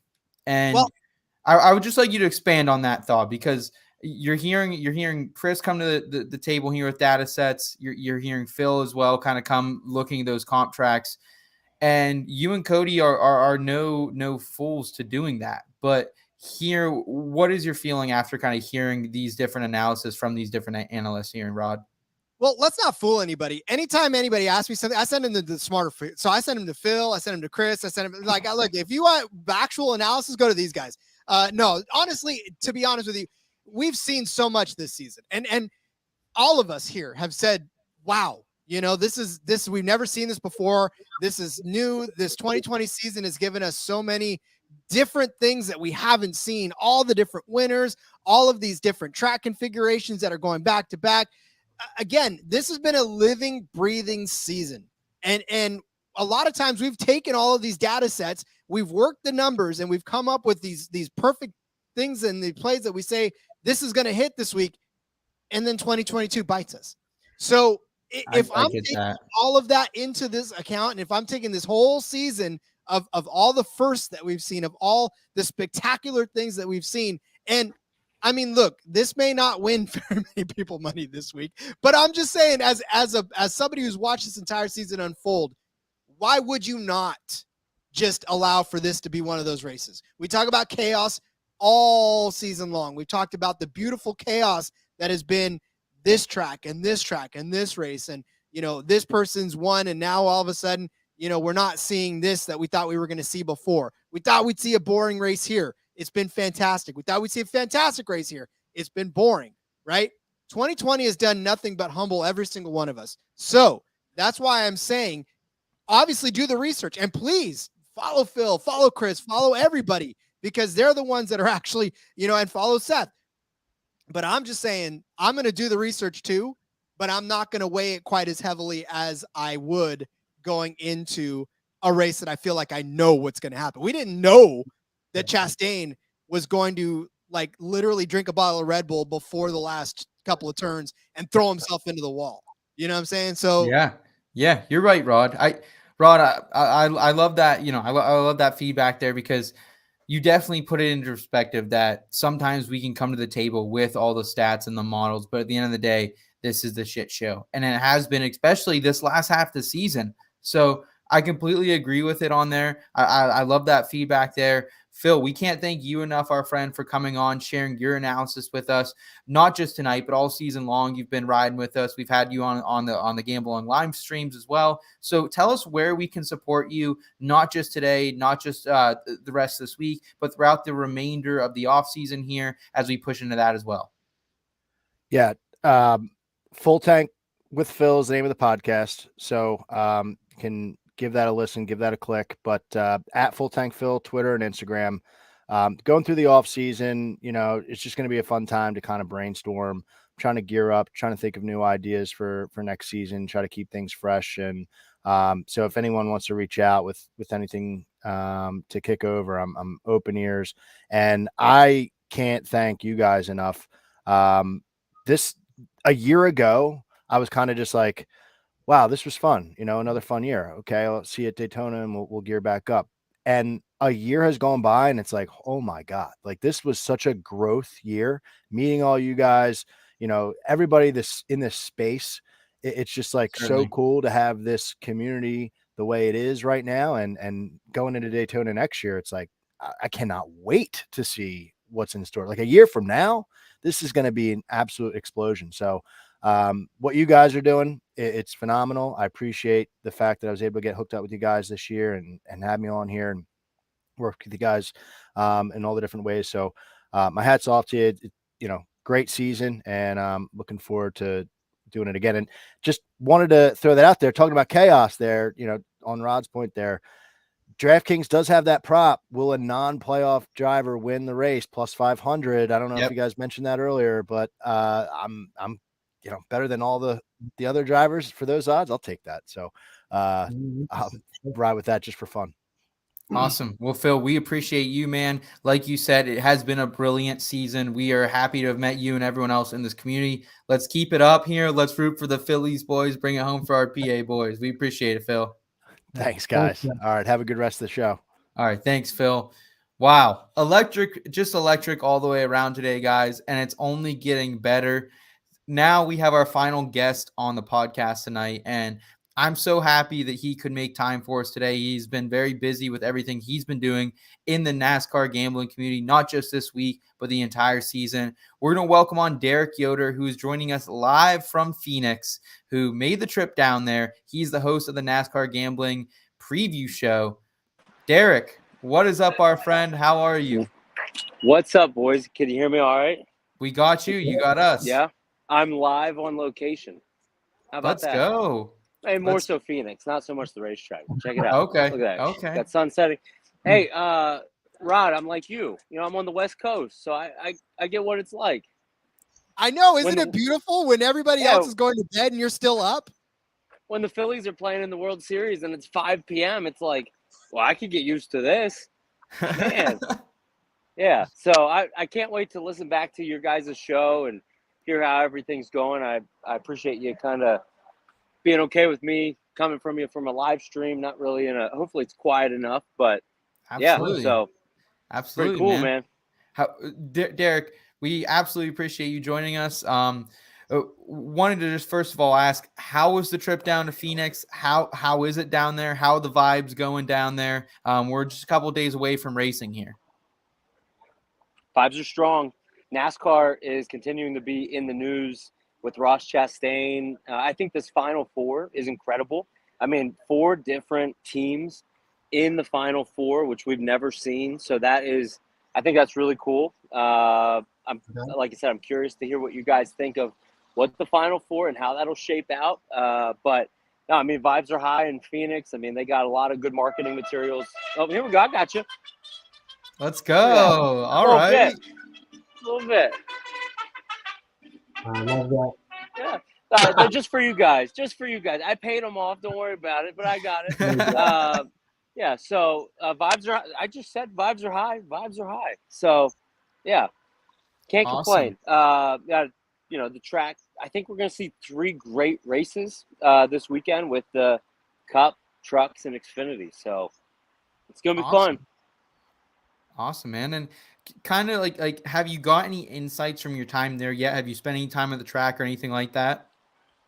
No time at the track. I've been away from the track so far, but tomorrow I'm hosting the NASCAR Betting Preview Show live from Phoenix Raceway. I'll be in the media center having the show live with that. So it's kind of a cool thing. I know Phil, I heard what he was saying right before he got off, and it's just crazy to think that, I met you guys, through various shows and platforms, and the community continues to grow and the space continues to really thrive.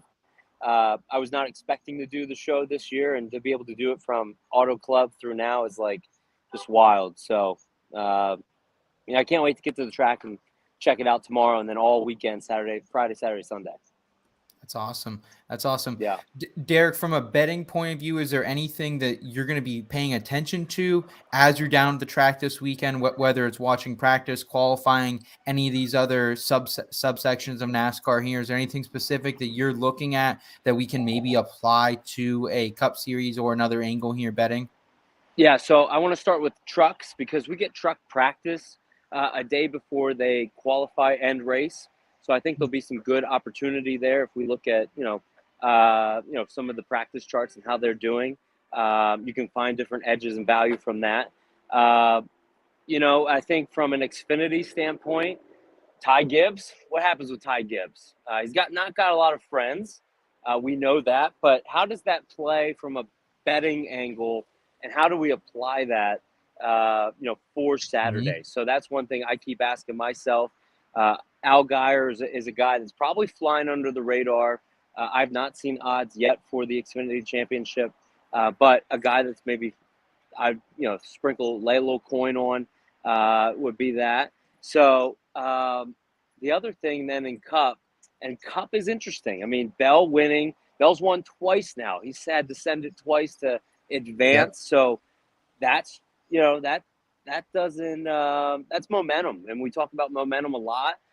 Joe Logano won at Las Vegas, has been really stout at these tracks. I think he finished well in Phoenix in the spring, but Ryan Blaney was really strong in the spring, his teammate. So, and then Kurt Busch mentioned that maybe the most comparable track to Phoenix is Gateway. And so I'm really looking at that, applying that data. And we know how good Logano was in practice qualified 7th, won the race, beating Kyle. So, and then obviously did well at Richmond. So it'll be interesting, but I understand why the books are putting Chase as the favorite, but I'm not buying it. So give me Logano, give me maybe a little C. Bell. I know there's a lot of major tickets out there for C. Bell, so I'm not one of them. Mm-hmm. Awesome.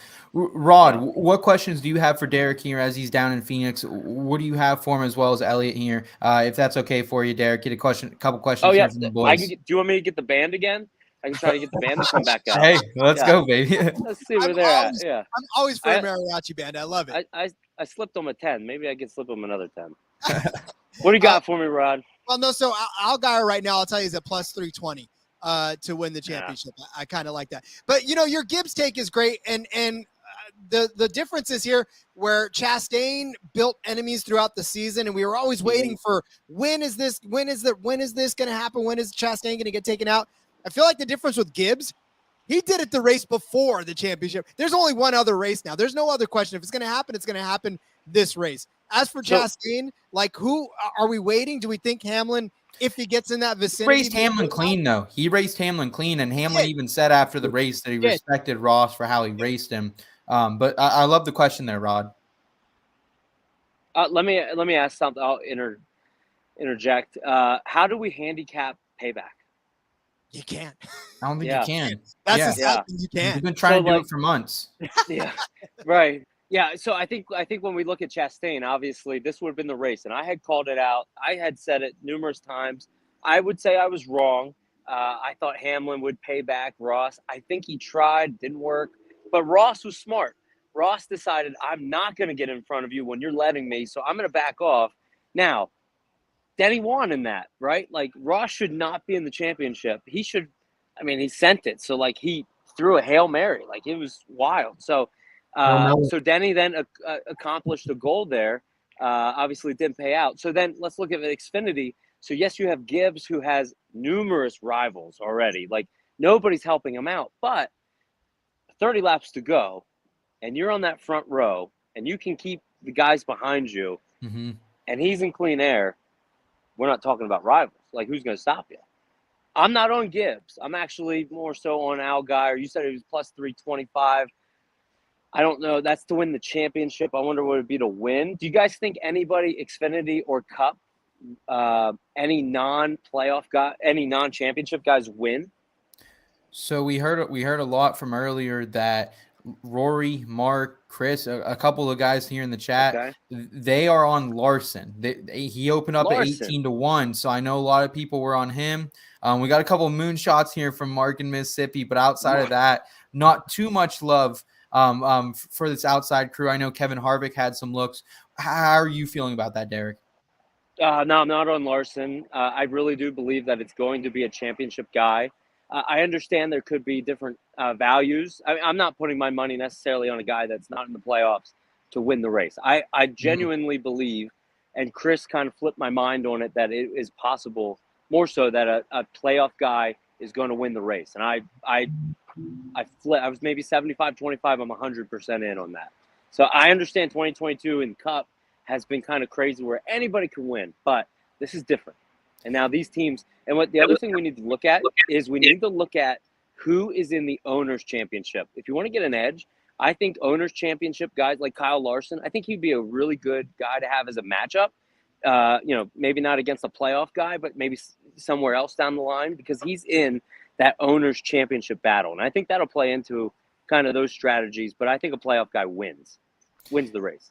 And Rod, what was that number that Phil just threw out to us that was any playoff driver or non-championship Ford driver winning this? I think plus 500, right? Yeah, that's what he said. It was plus 500. Okay. So basically you could bet the field right now, Derek, Ford plus 500. That doesn't seem like it's enough for you to do so, though. Not enough. I'd rather do stuff live if I see something that I like from a guy going, rocketing through the field. So I think these 4 drivers in Cup specifically are the best 4 drivers for this week. I think one of them wins. Okay. Elliot, before we round it out here, asking Derek who his final bet is for the weekend, do you have any final questions for him, Elliot? Yeah, so in terms of Cup, I'm set. Throughout the show, I've been convinced even more that Chris Bell is my guy for the Cup Series. So I'm sticking with it. So the thing with the Xfinity Series, not just that everyone hates Ty Gibbs right now, the other 3 cars are JRM. So I'm wondering if they can maybe get a little bit of teamwork going, almost like we see at a plate race. And in terms of the Truck Series, we I don't want to say we ignore the Truck Series on the show, but we don't talk about it that often. Who's your favorite for the trucks? Well, that's a good question. Truck lines haven't come out yet, so I'm not sure. My lean would be a guy that won here last year, which is Chandler Smith, but you could also make an argument for Ty Majeski. So Ty won at Bristol, first Cup or first playoff guy to win to advance. Then Matthew Benedetto won at Talladega. Again, nobody was safe. And then he won again at Homestead. Ty did. So he was the only guy that was safe, knowing that they're building a car for Phoenix. Nobody else knew that they were building a car. Maybe if you would have taken a poll like, maybe after Bristol, you would think John Hunter Nemechek is going to make it. Well, he didn't. So I think a guy like Ty Majeski or Chandler Smith. So I need to see some lines on that. But you mentioned Christopher Bell. Why are you on Christopher Bell? I'm kind of curious. I don't think you're wrong, but I'm curious. For Bell, for me, it's just the momentum. It's so hard to harness the momentum. He's been able to pull off the walk-off win twice. I'm all in for C. Bell. All the Joe Gibbs racing with him. Yeah. And I think, Rob, you have Truck Series lines up there. Is that what you're gesturing? Yeah, I do, actually. So Chandler Smith is at plus 300. Ty Majeski plus 350. You want John Hunter, you get him at plus 400. I'm assuming the other two. Do not want John Hunter. John Hunter, I'll tell you this about John Hunter. He is, I don't think he obviously wins because KBM's done after this race. They're fold up shop. So I think he's taken maybe an Xfinity or something like that where he should. He should be in Xfinity. I know Kaz Grala's in the 26th this week, Toyota make. So, I think John Hunter-wise, I think no, but I know you were saying just because I mentioned him. So, interesting. I'm not sure how I feel about those lines. Elliot, who did you say you were on for the Truck Series? I know you'd written in your Through the Field earlier today as well. Yeah, I think I had Ben Rhodes. I think just because he's almost, crazy. Logano's the veteran presence. Ben Rhodes is almost the veteran presence here now. He's kind of been a little under the radar, but he got it done last year. He didn't have to win the race. I'm confident in him this year too. Kind of an underdog. He wasn't one of the two favorites in Rod's lines. I'm wondering where he's at. So Rhodes is at plus 1,200 to win the race. Oof. Wow. So you would want, if you like Rhodes, you want to take him as outright, right? Yeah, at those odds, yeah, that sounds very appealing. Yeah. 12 He's one at versus all the way. He's at plus 475 to win the championship, at plus 1,200 to win the race. That seems a little bit of a misprice there, Derek. Yeah, I mean, I don't know why you would want to. I mean, I guess of all series, it would be the Truck Series where a guy that wins the race probably isn't a championship four guy, because there's a lot of chaos that happens, which I'm excited to see. I might just show up for the last 30 laps just to see the chaos. But it's that's interesting. I mean, I would take 12-1, but I'm not going to bet personally Rhodes yet. 12-1's a little enticing though, not going to lie. But I like I said, I don't know. I'll be curious what practice looks like. I need to look at Ben Rhodes as well and see what he's done. Maybe on similar type tracks. I know Richmond is tough to kind of handicap because there was no passing in August, and there was no caution. I was there for it. I was expecting to see chaos, and I saw a lot of trucks go by a lot of times with not a lot of issues. So that was a little bit of a disappointment. Okay. All right. Derek, last question here for you, man, and then we'll let you go. Do you have an outright? Are you confident in one driver in the Cup Series here? So far, we've been very split tonight. Elliot and I were riding Christopher Bell. Rory's with us on Chris Bell as well. Rod has been taking Chase Elliott. So we're kind of all over the place here. Joey Logano has been brought up by Phil and Chris. So no one's come out and said that they are taking Ross. Are you taking Ross, or are you taking one of these drivers we've talked about? Right now, I'm taking Logano. I would rank it this way. Logano, Bell, Ross, Chase. Ooh, Chase last. Little hot take. I think I was the only one to have Chase at the bottom tonight of the year, so gives me a little more faith. Where does the faith in Logano come, and where does the fade in Chase Elliott come, Derek? Well, Logano, kind of like what I was saying, taking a poll. Yes, sir. Logano, yes, sir. like I was saying, look what he's done at Gateway, and then look what, because Gateway Kurt Busch is saying that this is the most comparable track. Ryan Blaney was the strongest Penske car when it came to the spring. I mean, by a mile. So I would say, looking at those kind of factors, again, Richmond, I apply that short flat tracks, which you could say Bell would be the strongest, but my money would be on Logano. And I was thinking about it today. Paul Wolf won with Brad Keselowski in the championship. Mm-hmm. What year was that? 2012, I think. I was going to say 2012 or 2013. Where's Paul Wolf now? Logano. So I like. I think that was a Homestead over a 10-race chase, not a Phoenix over a 4-race. True. You're right. I think Paul Wolf, from a if you want to look at it from a crew chief perspective, I think Paul Wolf is the most aggressive of them, which I kind of like. I kind of like a little bit more. But that 9 team has been so good as well. So kind of like Rod, just kind of throwing you a bone here about Chase, because Chase has been good, but doesn't qualify well, doesn't really race well, just kind of shows up, like just kind of methodically works his way up. So that would be a guy that, if you like Chase, maybe throw a little bit on Chase later, knowing that he's probably not going to qualify well. But I don't know. That's just me. So I would say Logano would be my favorite. Okay. Rod, any thoughts on hearing that Logano from Derek here before we let him go? Well, again, I understand, and I understand the concept going into it. And yeah, you're right. Chase Elliott, and we talked about momentum.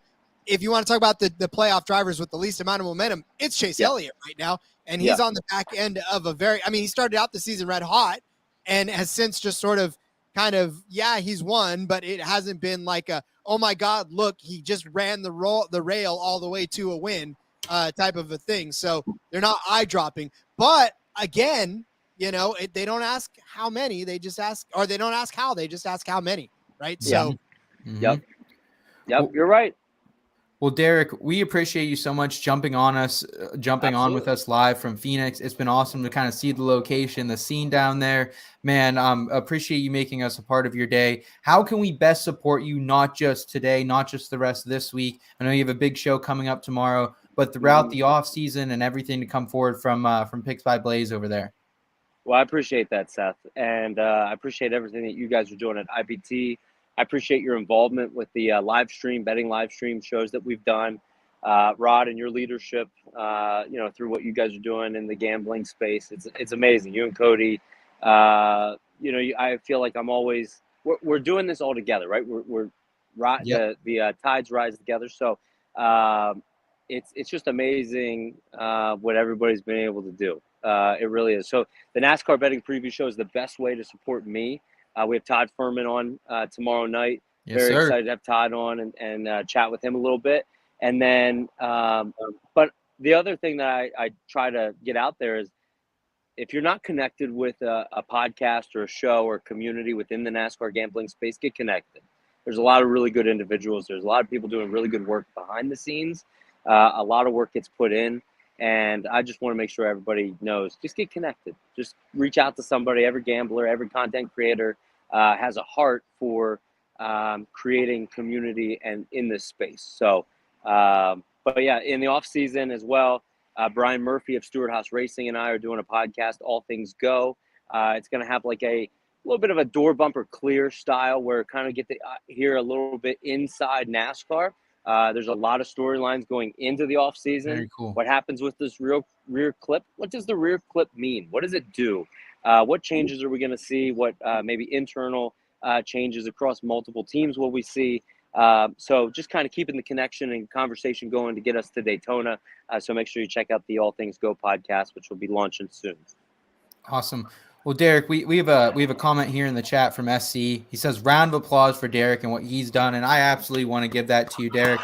You have there we go. We got the sound effect coming from Rod, and Derek, thank you, Rod.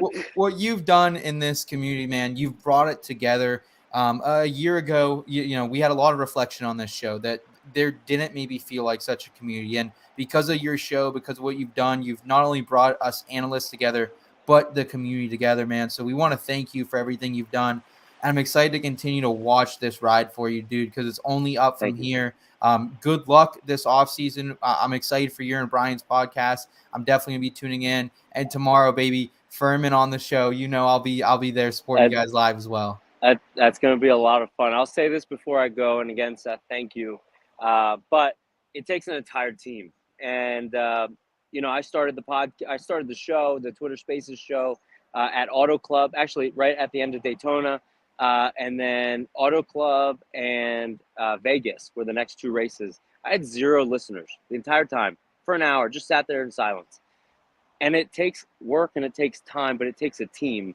And I would not be able to do this show remotely close to what it is now without people like Phil, who you just had on, who's an instrumental valuable asset to the community, Rory, and all that he does within the community of communication and just making it a really enjoyable space. Good capper as well. And then Mark, Skybox. Mark is one of those guys from Florida that is just really crushing it, and his content and his, him and Rory doing a podcast. So I wouldn't be here without those guys, but also the acceptance of everything that you guys are doing over here, and Rod, you as well. So it's like, and Elliot, all the writing that you do, it's phenomenal. Thanks, writing is a struggle, but I read every article you write because I'm like, it's super talented. So, so just thank you guys. Appreciate it.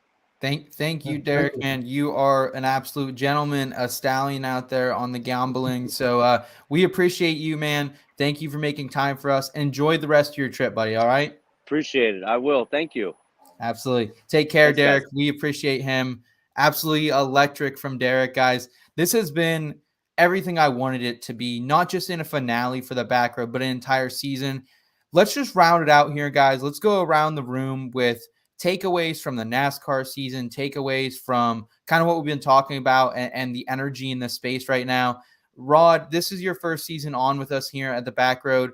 Right now, you and Cody have ascended to a place where you really are some of the leading industry leaders in NASCAR gambling. So talk a little bit, reflect a little bit, talk about what you've learned and what you hope for the future for you guys in the entire space here, Rod. So let it be known that how fast the sun set on Derek. That was that was insane. That was nuts. Yes. That was like, wait, it was bright. Now it's not. That's how the sun set on this season already. And by the way, your Venmo payment should come for that statement as far as me and Cody being among the top handicappers. Look, all I have to say is this. I have been at the podcasting game for a while. I've been at the sports game for a while, but it wasn't until this year. And it's been you, it's been Cody, it's been the guys at the SGP, it's been just everybody that I've met in this space over the last year that has ascended to where I'm at now. And by all means, I'm not, we're not Matthew Berry. We're not like, but I don't want to be that. I want to be where I'm at now. And that is being able to have fun, to talk sports, to talk NASCAR, to do the things that I'm passionate about and be able to sustain a life because of it. And again, it's because of the connections that I made through you and Elliot. It's the connections that I made through the Sports Gambling Podcast Network. All of that stuff has been, just like Derek said, if you'd have told me a year ago, I'd be up to 3 episodes a week at a NASCAR gambling podcast. I'd be here with you guys every other Tuesday talking about NASCAR. I just would have not believed you. So I'm grateful for you guys. I'm grateful for everybody that listens to this and to continue just supporting all of us on this adventure. Without you guys, it's just phenomenal. But as far as the NASCAR season is concerned, I've told everybody this before. I took a couple of years off. I took a step back. I couldn't keep up with an entire full season of NASCAR because it's a long season and it's a grind. And when you're producing content for it, it never stops. And you have to be constantly on your game, paying attention to everything and anything. So before I was a lone podcaster. Like I would do shows by myself. And Phil can attest to this. And I know he's watching his Phillies right now. But when you do a show solo, it's a completely different animal. Mm-hmm. You're the one that's driving the train, and for an hour or for however long you go, you're going, right? And it's on you. So I am, like I said, wholly grateful to you, to Elliot, to Cody for agreeing to come on the ride with me, because it's made this NASCAR season so much less stressful than any other season before producing content for, because I've had somebody to help me and to bounce ideas off of. So as far as this season is concerned, it's been my favorite season of NASCAR as a fan ever since the 2003 Daytona 500. Like I'm ready for next season, because I know that we've got this full team of folks behind us that are ready to charge at it again.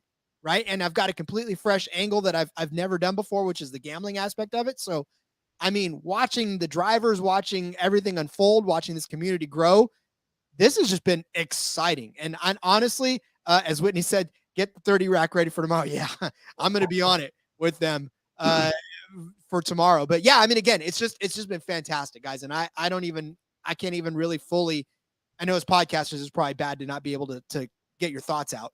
But by and large, it's just there's so much gratitude that I have that it's hard to express fully.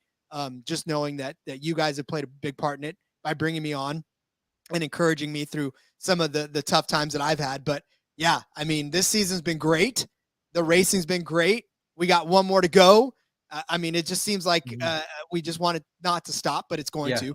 But yeah, man, 2022, my favorite NASCAR season ever. Rod, I'm right there with you, man. And, congratulations to everything you guys are doing. And we appreciate you being a part of our IBT family here. I do want to turn things over to Elliot here. Elliot, you are our fearless leader. You come in, you host the show. You started the Fantasy NASCAR initiative here at In Between Media when we were a company of 3. So I cannot thank you enough for everything you've done. What is this season meant to you, Elliot? Because I definitely agree with Rod. It's been one of my favorite from a community aspect and as a fan as well. Yeah, I'll try to keep it short and sweet. I know you got to hop over to the football pod here in a minute, but yeah, I mean, Rod's definitely right. It's a grind week in and week out, but moments like this, it's all worth it.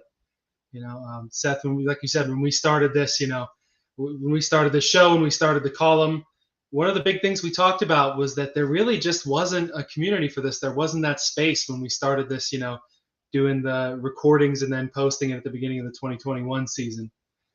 So just through, it's crazy to reflect, on what the last 2 seasons have been. We got through an entire year of doing the shows live, and that was just a challenge in and of itself. Can we do this live and not screw up enough, to make it work? But now sitting here at the end of 2022, we've got this big community. We had so many great guests on tonight. Just always thankful for them, and thankful for this community. Thankful for In Between Media. Thankful for you, Seth and Rod. It's been a fun time, and it's a grind. I'm going to enjoy the little bit of a break, but hey, I'll be ready for 2023 just as soon as all the rest of us. Absolutely. Well, I appreciate you boys, and Elliot, your leadership, man, has been excellent. Rod, your analysis coming in every single week, making time for us in addition to all the other shows you do at SGPN means the world to us. And I do just have to shout out our amazing IBT family, guys. There are people I know who watch this show that have maybe never watched NASCAR before this year, and we've helped them kind of bridge into that sport. There's people who've been lifelong fans who are tuning in. So I just want to say thank you, guys.